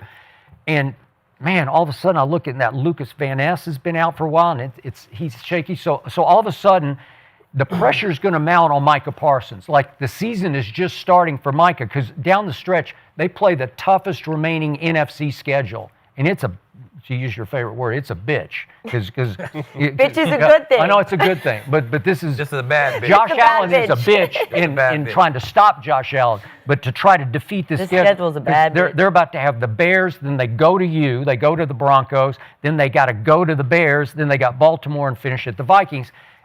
Okay, he better be a closer, right? And here's the point. So he's got 12.5 sacks. Myles Garrett has 19 sacks. Myles Garrett makes $40 million a year. Micah makes $47 million a year. So are you getting enough bang for your buck? Are you really? Market. Okay. It's a whole lot of market. Okay. Yeah. All right. Okay. I got it. But if I'm Green Bay, I'm like, damn. I don't know. Did he really deserve $47 million? Is he that guy? Because I'm looking at some of their losses this year. They lost at the Browns to Joe Flacco. They don't got too many. Okay, they lost. And in that game, Micah had 2 tackles and 1 sack. I'll give you this. And Myles Garrett just completely outplayed him. Then they lost at home to Carolina, and Carolina has that capability. We know that. But in that game, Micah had 0 sacks and 0 quarterback hits and 0 pressures. And there's an L. All I know is that we scored 40 points. The Dallas Cowboys scored 40 points on Micah Parsons' defense, and he played the whole game and into the overtime. We scored 40. Well, I don't know. And then it's almost like people want to. It's like he got his Wikipedia scrubbed from last year, where it just got wiped out, because you read some of the numbers. Listen, they were horrendous against the run last year. They got blown off the field. New Orleans came in and had 190 yards rushing. The Baltimore Ravens came in and had 274 yards rushing. The Eagles had nearly 200 in both the games. The Houston Texans came into Jerry World and had 150 yards rushing. My point is, maybe he needed his fire relit, because he wasn't firing us up, I can tell you that. So maybe, to your point, maybe it's the rare trade that benefits both teams, where he just needed a change of scenery and we needed out from under Micah Parsons. But I'm telling you, I'm loving what the trade did for my team, because all of a sudden we're the hottest team in pro football. I'll take it.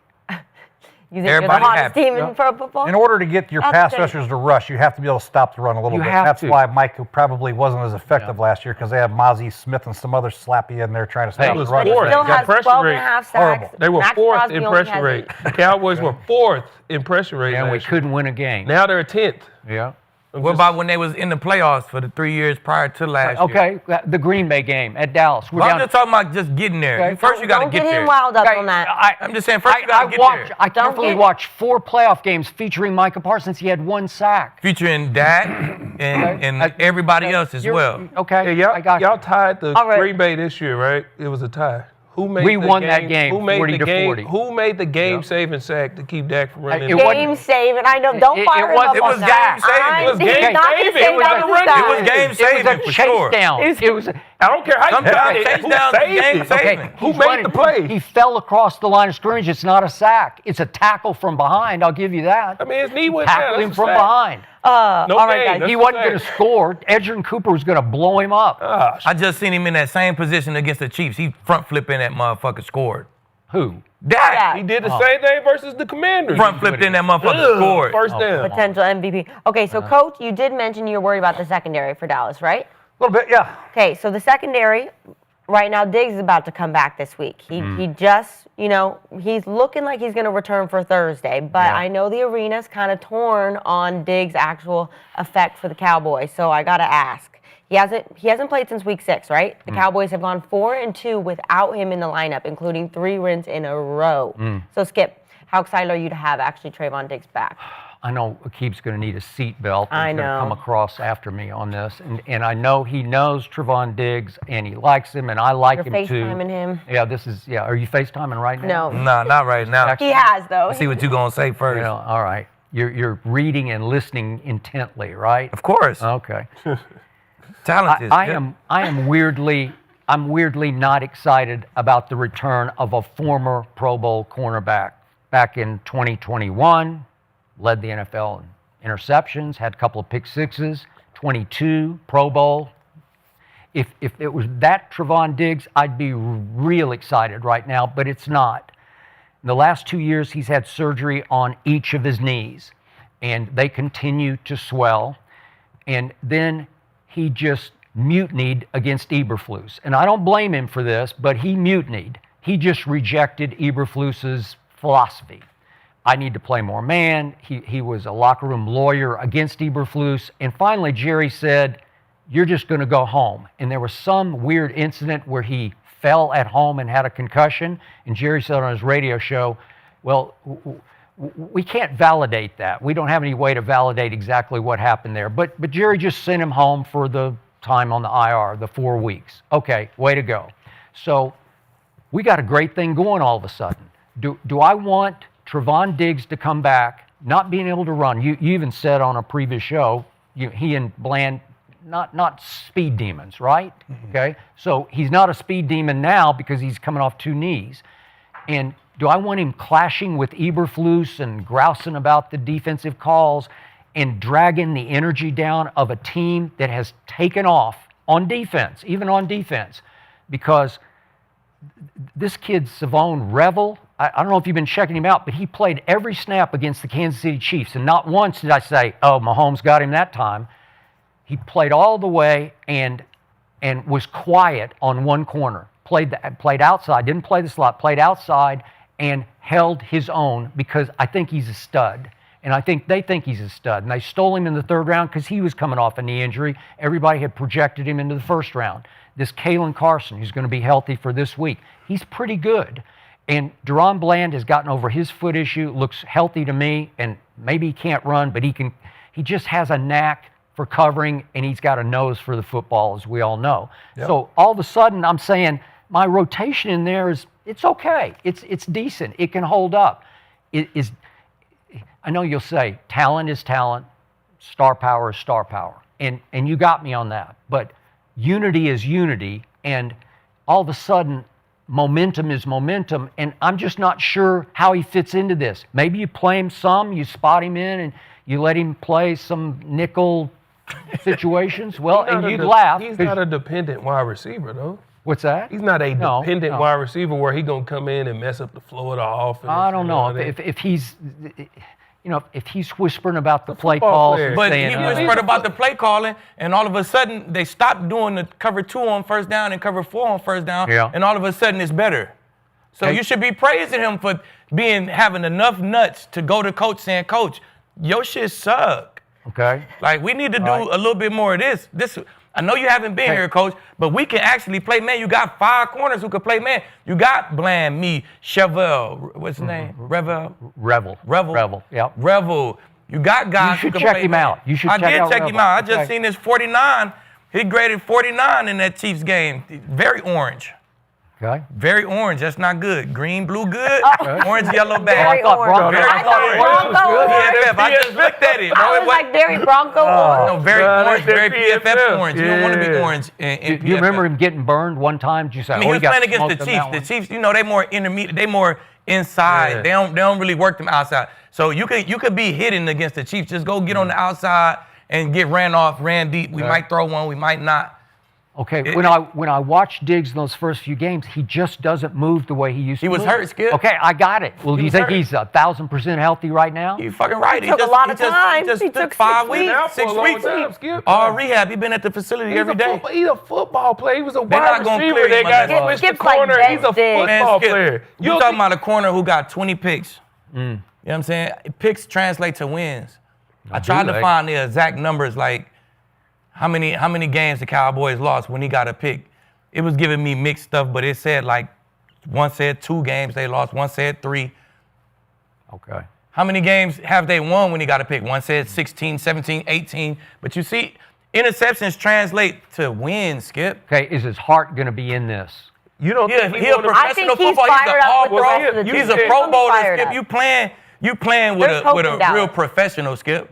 Is his heart gonna be into it? His heart was into it. That's why he went and said, "Coach, I got 20 picks. Why the fuck do you got me off at 12 yards?"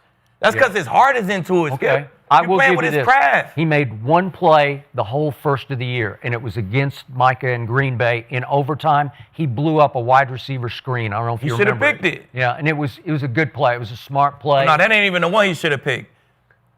That was just a great play. It was another one. Man, Skip, you playing with So Diggs. Skip, do you think playing with that he's a good football player? Yeah, he used to be. Do you think he's a competitor? I don't know about that. I'm not sure. You don't know if a guy with 20 picks is a competitor? He only been playing for 6 years. He got 20 picks. You know how you know a person's pedigree like that? Was he not a wide And he's receiver an at Alabama? all-pro corner. He went as a wide receiver, and then he they got flipped drafted him. as a corner because He he's a did. football player. He's a competitor. Y'all, okay, I'm not working over here. I'm going to go over here and I'm going to be the best on this side. Okay, I do like Now the fact his big brother is a really good football But player. now he's in the league, and you said y'all got momentum. This defense is riding high. It's getting better. You don't think he won't be a part of that? just don't You don't know. think he better he than gonna come in and mess that Ravel? up? Yeah.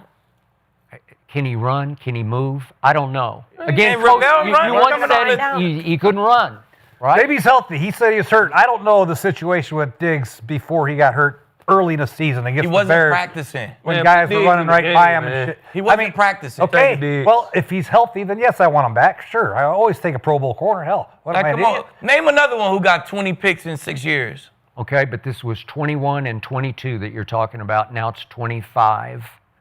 2 surgeries, big surgery on each of his knees. The guy who you saying should start just fresh off of surgery too. He was, but boy, he looked. When I watch him, he moves. What you see him doing? Chasing runoff routes? That's all he's doing. Why Chase would Hollywood you- downfield all damn day. Yeah, why wouldn't you want Diggs, but you want Ravel?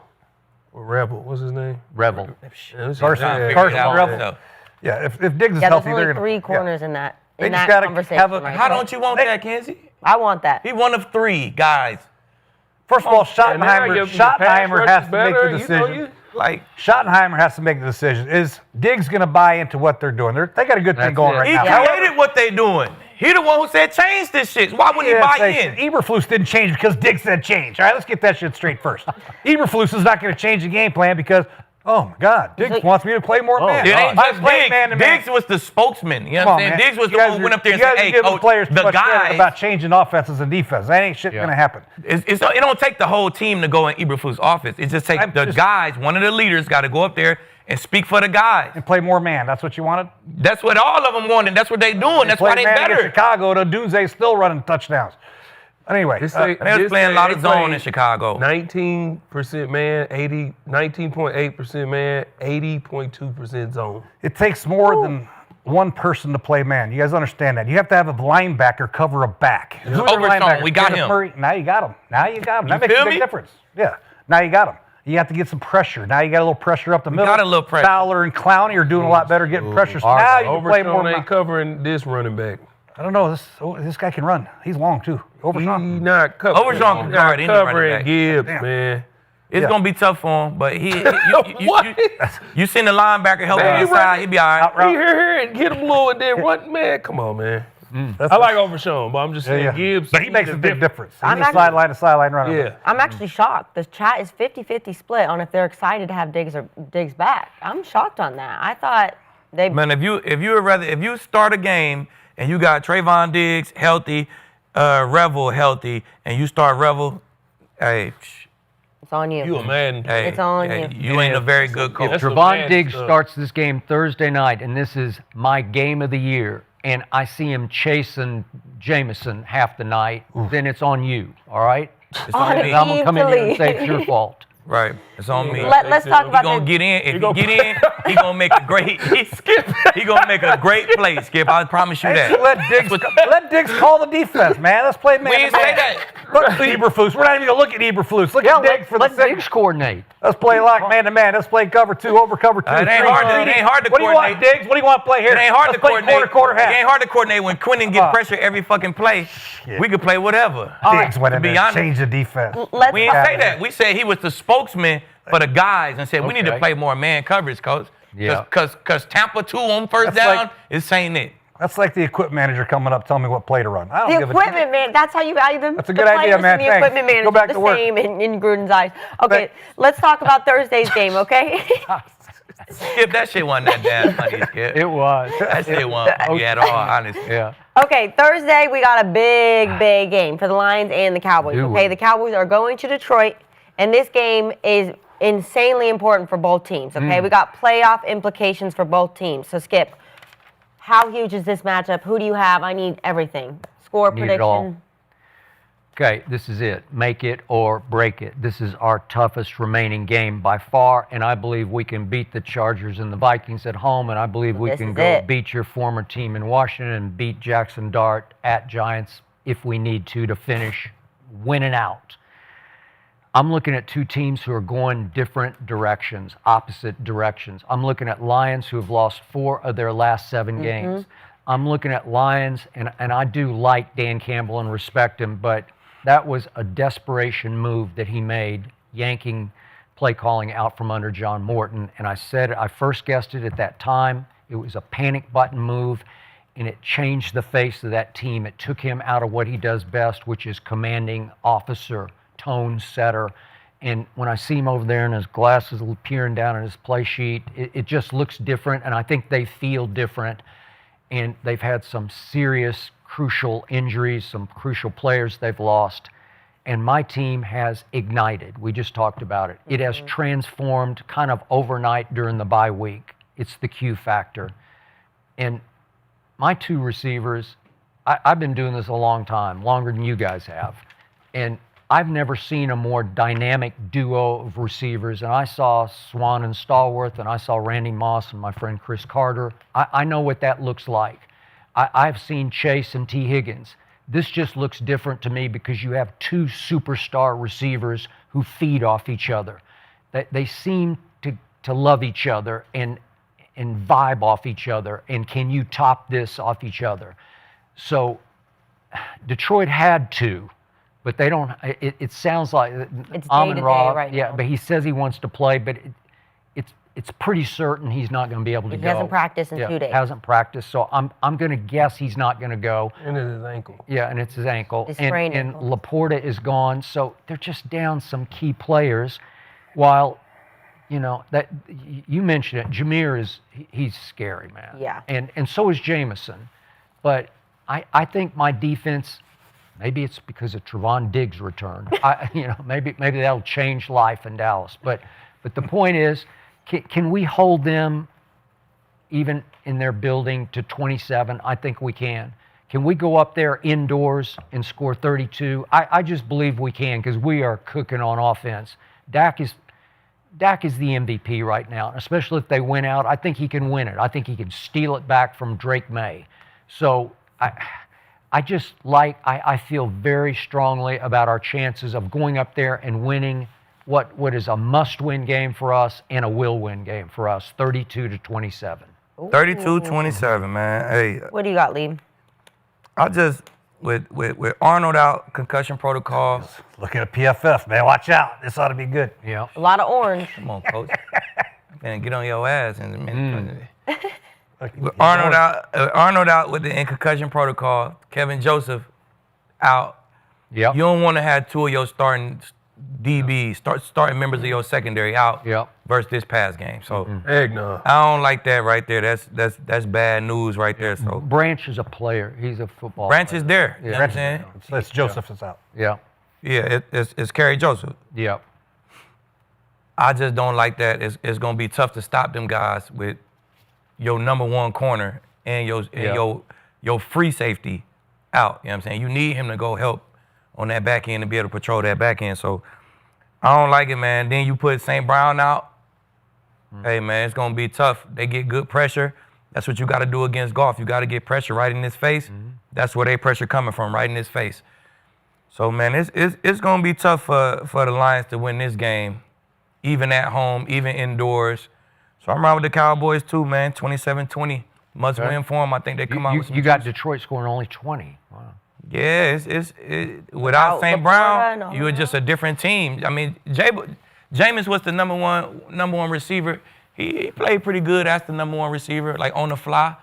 But St. Brown shit rolled this way. That's the high ankle way. They're saying it's a low ankle, but I don't see how you get a low ankle sprain when you roll it this way. That's a high ankle sprain roll. I got you. So I doubt he plays. Even if he plays, Laporta ain't gonna in there. affect him. Your center gone. They tried to get Ragnow back, and he hurt. He's hurt. Like, how you hurt and you've been on the couch for months? That's why he hurt. And why they didn't do a physical before How did you announcing sprain his hamstring on the couch for months? without stretching. Like, God damn. I thought that was going to be some nice reinforcements. Hey, let that be a lesson to all y'all that be at home saying, oh, I can do that, this and that. Man, this is an all-pro center. Got up and came back and got hurt. Man, y'all can't. There you go. Like, golly. So Come on, Coach, pick the Lions. We need some. The one thing I've learned about the Cowboys over the last 25, 30 years, Skip, is they kind of tease you. They build you up, and then all of a sudden they just let you down. Right? Don't they? I think Skip knows that. Don't they? Probably Right more now, than they got anybody. you built That's up in a their big MO, way, so. man. I mean, Skip is excited. He's doing TikToks. He's doing all these videos with his Cowboy jerseys on. Look at us now. We got Quentin Williams. We got George Pickens. And then they're going to lay an egg. But I don't think they are this week. I really do. I think what you said earlier is the teams are going in different directions. I think there is a lot of negativity going out with the Dan Campbell calling plays. He's calling plays. Let me take over the play sheet. Okay, I got Amon St. Brown and Laporta and Glasgow. Oh, no, they're not. You want to call plays again? Shit. This is going to be the ultimate test, though, for the trade that we made, or the Cowboys made for Quentin Williams and Kenny Clark in the rotation. The power running game of Detroit. Jahmyr Gibbs and David Montgomery. They're going to have to pound the ball. And if the Cowboys can stop that against the Lions, I'm looking at the Cowboys winning out as well, because this will be a test. If they can't stop Jahmyr Gibbs and Montgomery and they lose a game, they're done, right? So it's a must win for them. So, strength versus strength.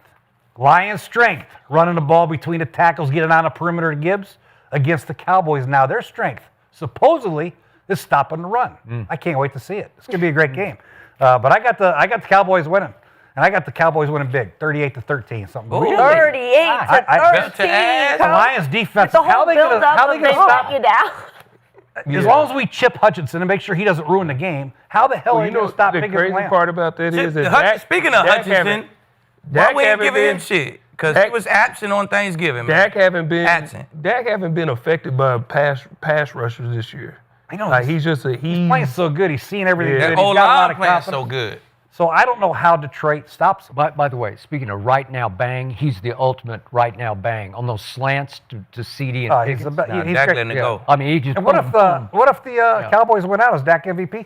That's what 100%. 100%. Yes. Absolutely. Yeah. Probably. Without a doubt. Yeah. This is a big game. I think it's, but I think right now, I look at the personnel across the board. I know it's a Thursday game for both of them. They each had equal time to prepare for this game, but I think personnel-wise, I think it's just way in the Cowboys' favor. Yeah. With Amonra out, Laporta out, Wow. How Ragnow, things who's change. obviously retired, and then Glasgow, he's out. Kirby Joseph's out. I mean, that's Jameson, Arnold out. Williams, he's not really a great route runner. That's what Amon St. Brown is. who else is out? I think Brock Wright is out too, the tight end. The blocking tight end, I think, is out, which is now they got to bring in an extra lineman to play tight end. It's a pain in the ass. And everything they do is built off the run game. I'm leaning towards the D tackles. I'm always going to do that. The Cowboys got two really, really good D tackles in the middle of the defense, and the weakness of the Lions offense right now is the middle. So I'm going Cowboys as well because, man, Jared Goff, he needs the run game to be effective. Gotta have it. He got it. He has to have it. That's play action. If he can get play action going, Jared Goff will kill you all game. But I just don't see them getting the run game going. So I'm going Cowboys too. Sorry, Skip. I mean, I can go Lions if you want to. No, you want me to go Lions. I'm the worst. So it usually happens. Kenzie rocking with the Cowboys too. Skip. I'm gonna go 28. I spent too many days sitting on this couch. You 17. know I got to pick the Cowboys now. I listen to you every day. It's okay. It's safe. You're okay. Because I don't trust his pick because he came from a team that despises the Dallas Cowboys. I think it's in your heart to despise the Dallas Cowboys. I think you're setting me up for a big fall on Thursday night because you're going 38-13. Were you thinking about Skip on your pick? Just trying to. Nah, he just saying his feelings. He was grooming what he his thinks because we don't want you to be up he here and then That's they my go out professional and, pick. My heart says, let's go Lions. Beat the shit out of the Cowboys. You know what I mean? I mean, the Cowboys are 2-4 on That's the road. my heart. So, I mean, it can my happen. brain, which is pretty, I'm still pretty By the way, smart. I think my Cowboys against you were like 10-3 or something like that. Go to ass. I Skip, think it hey, was. Skip, don't ever say I can't handle no receivers. Skip, look at my resume. Oh, so you slept on Check that my last resume, night? Just though. coming back on something I Yeah. said You ain't yesterday. check my resume, though, Skip. My you follow have to game. thinking about that. Like, okay, my I resume just is. think if you had either of those guys solo for a whole game, you would have a long, hard afternoon. Skip, I done guarded Megatron. I know left to who right. you've guarded. I always He had to tell guard you. who? I done guarded Randy Moss left to right. No, either one of them. The duel. Skip, I done guarded pick your Andre poison. Johnson left to right. Okay, I got you, but you see what these two young. Them Hall of Famers, Larry Fitzgerald left to right. Skip. Okay. Chat, can All right. can Come on, Aqib- man. What do I always can tell you? Aqib You're a top 5 guard corner to me. Pickens Come on. and Yeah, but Judy, you the weren't on the duo. all-decade We got a little team, fight trash. going on. Okay. That's because I'm off the field, man. Okay. I ain't entertaining Coach today. You know, I'm gonna let Coach make it. I ain't. Have I you ain't You can't ever talk to me seen- unless you're on the I ain't fucking all-decade Coach team. Have you ever seen a more dynamic duo than these two?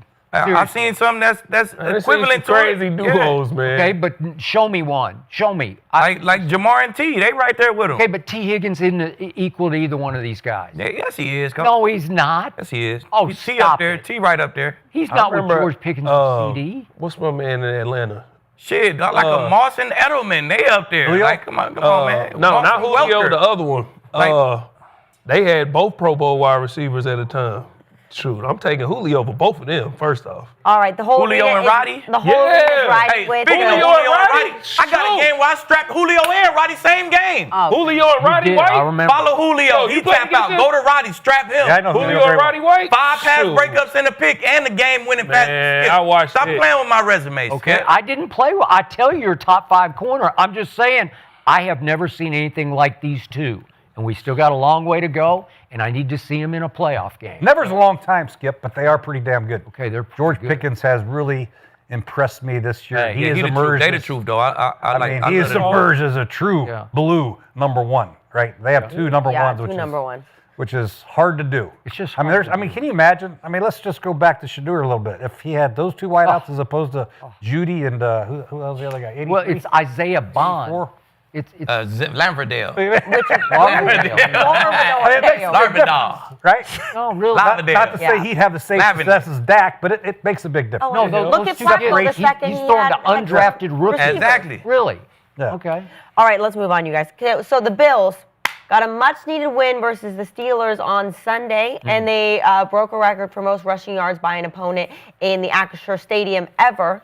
And Sean McDermott was very proud of his team's physicality. So let's take a listen to that. I think people who play the Steelers know, I mean, it's a storied franchise for a reason. And they pride themselves on playing great defense and physical brand of football. I know Mike, I've known him for a long time, and he, he takes a lot of pride in that, and I respect it. So, but we're not going to be out physical, and our guys know that. So they know what we stand for as well, and what Buffalo Bills football is about also. So, that came out in our football team tonight, and it was good to see. So you love Josh Allen. You called him a bitch in a good way. And that bitch, he just broke Cam Newton's NFL record for the most career rushing touchdowns of all time. Yeah. So, Skip, how much of a shot do you give Josh Allen and the Bills to win the AFC? I give Josh Allen a very good shot with James Cook, our To guy, win the whole... to win the AFC just because of this. He's been weird this year as the reigning MVP. If you look closely at his season, he's played like an MVP only against former MVPs, because I'm looking at these numbers, and he faced Lamar in that opener, had a QBR of 80, then Patrick Mahomes, QBR of 80. Then Aaron Rodgers this past Sunday for what's left of Aaron, but still QBR of 71. He was really good in that game. Didn't throw it a lot, but ran it great. And to your point, Kinsey, about that record, I don't think enough got made of the fact that he's 29 years old in his 8th year, and he's already broken the quarterback touchdown rushing record with 76. Well, he's only 29 years of age. Well, that's nuclear power, man. That's like all-time quarterback beast. So my point is, when he plays clunker games, it's always against like that Thursday night Atlanta game against Penix. He had a QBR of 16, and then against Tua he had a QBR of 30, and then against Davis Mills he had a QBR of 26, and they lost these games. Where you're saying, what are you doing, man? Well, my point is, he can take it up like no quarterback can take it up. And James Cook is now second in the league in rushing, and their defense has started to come together because they're now 13th in points allowed. But their O-line fell apart.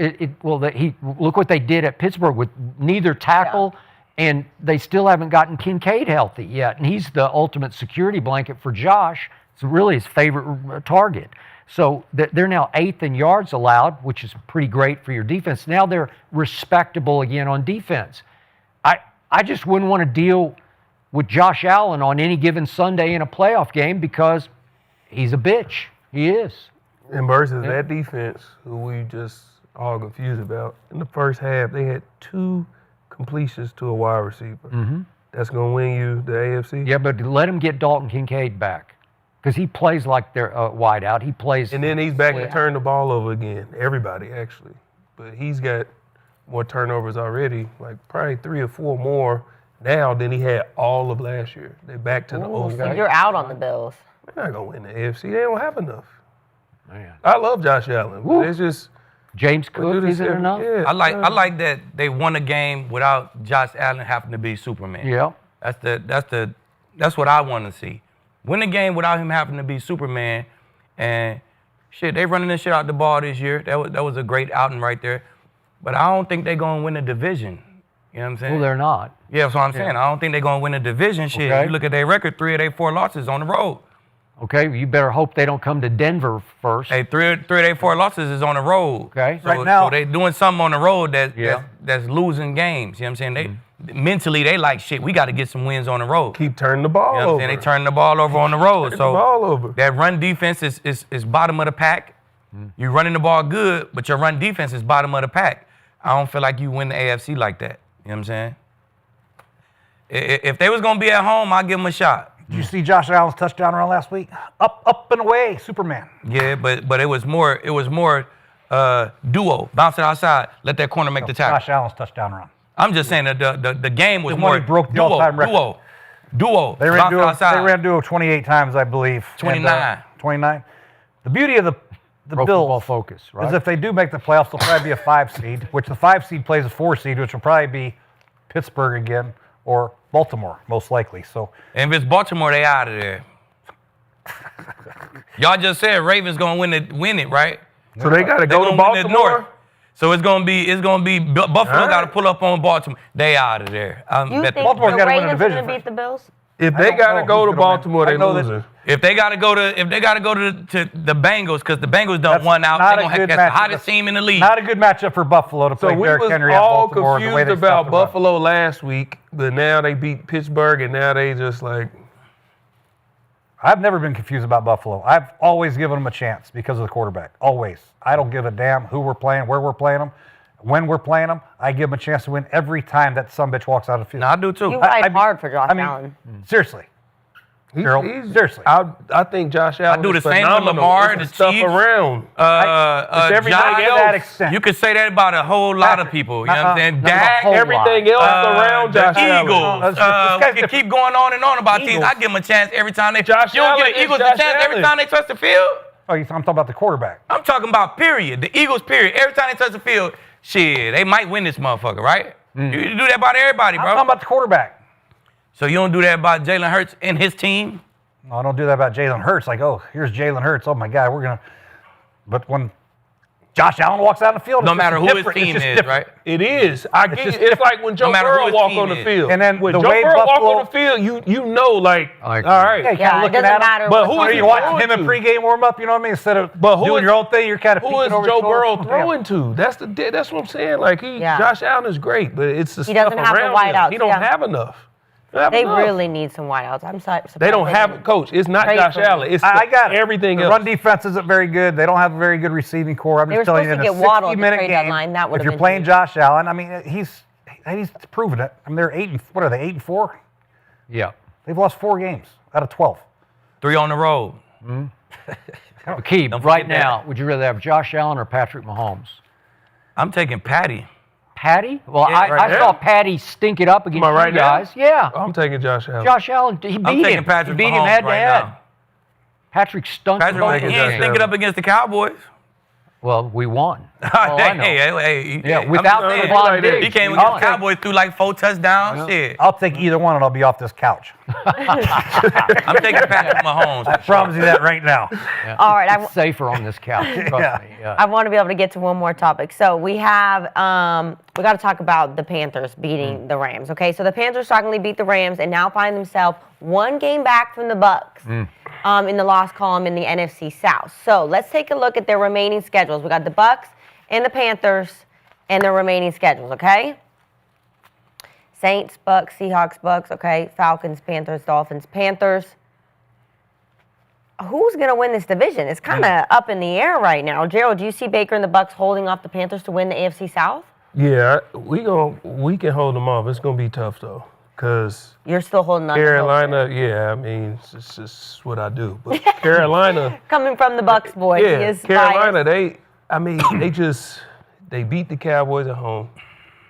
They went into Green Bay and won. We just watched them beat the Rams. They goose-egged the Falcons. Like, they're a team that could turn it on at any moment. They could take off. And then you got Dave Canales, who coached Baker, so he knows what he's good at and what he's not. It's going to be tough because we have been just as inconsistent as the Panthers have been. And you're kind so of it's not, and they always play us tough. Like, it took a Herculean effort last year in their place to win. It took they're like kinda a trending up lucky right bounce now. and You all, guys and are- we kind of like, you know what I'm saying? They run the ball well, but that's what we do best on defense is stop the run. So that's our saving grace. So I'm gonna say we hold them off, but it's 50-50. I'm not like, earlier in the year it was like, oh, we're gonna run away with the division. Nah, it ain't like that no more. So 50-50. So yeah. you're holding on to hope I'm being for the Bucs. honest. I think you're 51% for the Bucs. I see it in your a little bit extra for the Bucs. But shit, I think they're gonna hold them off. They're gonna win it because they're a game up right now. Shit, they play each other twice. Even if they split, they still straight. If we could split the thing, we still straight. They can get an extra loss. I mean, the Panthers gonna lose another game. You know what I'm saying? They gonna lose. They probably gonna lose to Seattle. Yep. Seattle probably. Seattle gonna beat them. You know what I'm saying? So you could split with them. They lose to Seattle. You good. Yeah. Yep. I don't really see it. Even if they don't lose to Seattle when you split with them, you still good because y'all gonna have the same division. You just gonna be ranked above them. You're gonna be higher than them. You know what I'm saying? So, Yeah, and the Bucs got to eat. you need them. You almost need the. You almost need the Bucs to. You got to beat them twice. Just saying, we saying they just They gonna got to beat eat Seattle. schedule like so. But we can't say they just gonna beat Seattle. We just seen them beat the Rams. That's what I'm saying. It ain't like a gimme. That's all. That's But ain't none of them a gimme. That's what I'm saying. We seen them beat the Rams, and that's why I'm nervous. It's not like I'm with you. Yeah. But because we've seen what they went into Green Bay and won. Yeah, they The did. Rams came to them and they beat them. So Seattle got to come to them. They ain't got to go to Seattle. G just trying to do his reverse. I'm not. Talk him up, and let him, you know what I'm saying, fall. The kind of like what you did with the Lions. Nah, if that was me, I'd be like, yeah, we gonna win. Y'all take it. But that ain't. I don't think they built to run the table, beat the Bucs. I just don't think they, like you said, they've been like this all year. So that's who you is, bro. You're gonna be like this all year. You're gonna drop one to the Bucs, one in Seattle. Simple as that. Aqib has the Bucs. Bucs gonna hold them off. And I told y'all, Baker a fucking dog. He ain't finna let no damn Panthers. whatever he got in his shoulder, no ligament damage, You're no right. nothing. You're He right. gonna fucking play. He played. And he played like I said he was, because he a dog. He played pretty well. Yeah. Coach? You know, this Bryce Young guy, speaking up and down. Last year, his rookie year, everybody's like, this guy looks like a high school quarter. He can't play.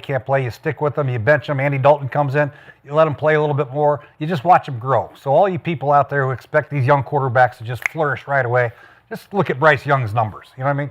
Hats off to him for sticking with it despite getting benched. He stuck with it. And he has been pretty damn good. I mean, right? He just doesn't look the part, though, does he? He looks little, and you can barely see, and then all of a sudden there's a bomb to McMillan for a touchdown. Like, how the hell did that happen? Fourth down. Fourth down. How the hell did that happen? Yeah. You know what I mean? Buccaneers, though, they got a guy on an exercise bike right now, hadn't played in a while. He's like winking, I'll be back. That's Mike Evans, right? He's coming back right on his way. And the addition of Bucky Irving, I think, makes a world of difference. This Godwin guy's too. CG back too. Godwin too. McMillan might come back. I mean, this team is getting healthy. They're getting the big guns back at the right time. I love Tampa. Now, I just think they got to manufacture some pass rush. Reddick's got to play better. Yeah. My guy from Louisville, he's got to play better. We ain't got it, Coach. We got to get it. We ain't Todd Bowles, I know, can dial up to cover zeros, but we got to get a four-man rush. Keep knocking out that goddamn run. Yeah. You'll be just fine.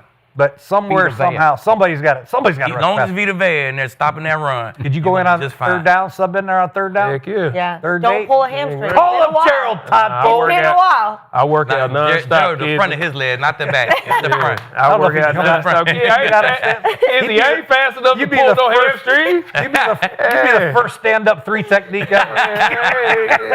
All right. Coach is riding with the Bucs. Skip, who do you got? To your point, Carolina is scary, unpredictably good because they just beat the Rams. They went to Green Bay and won, and they crushed Atlanta when Atlanta was kind of flying high. They beat them 30-0. It was in Carolina.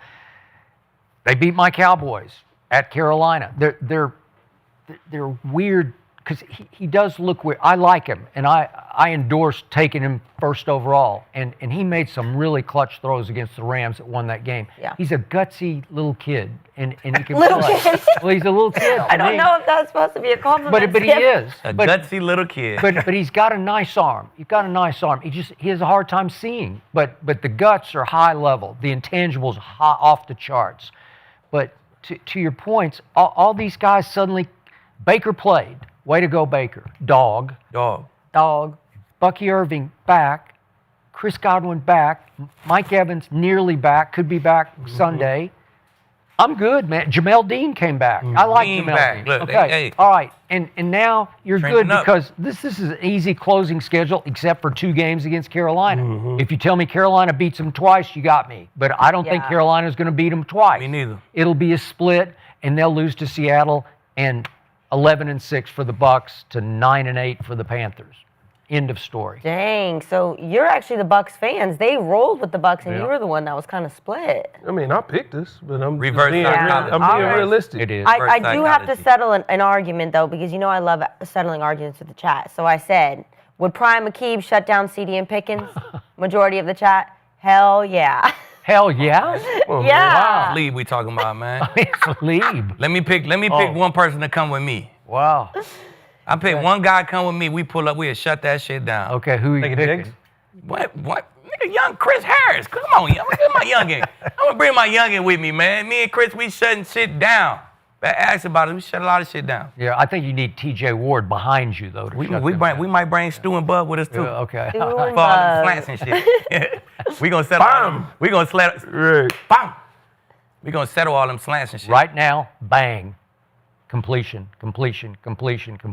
Leads like I can't. I'm playing my. Hey, see, our safeties don't come hit at your head neither. Yeah. They come flock knees. They do. They come flock knees. They putting hands all on them boys. He would. I like us though, man. You know, chat know what time it is. What's up, chat? Love that shit.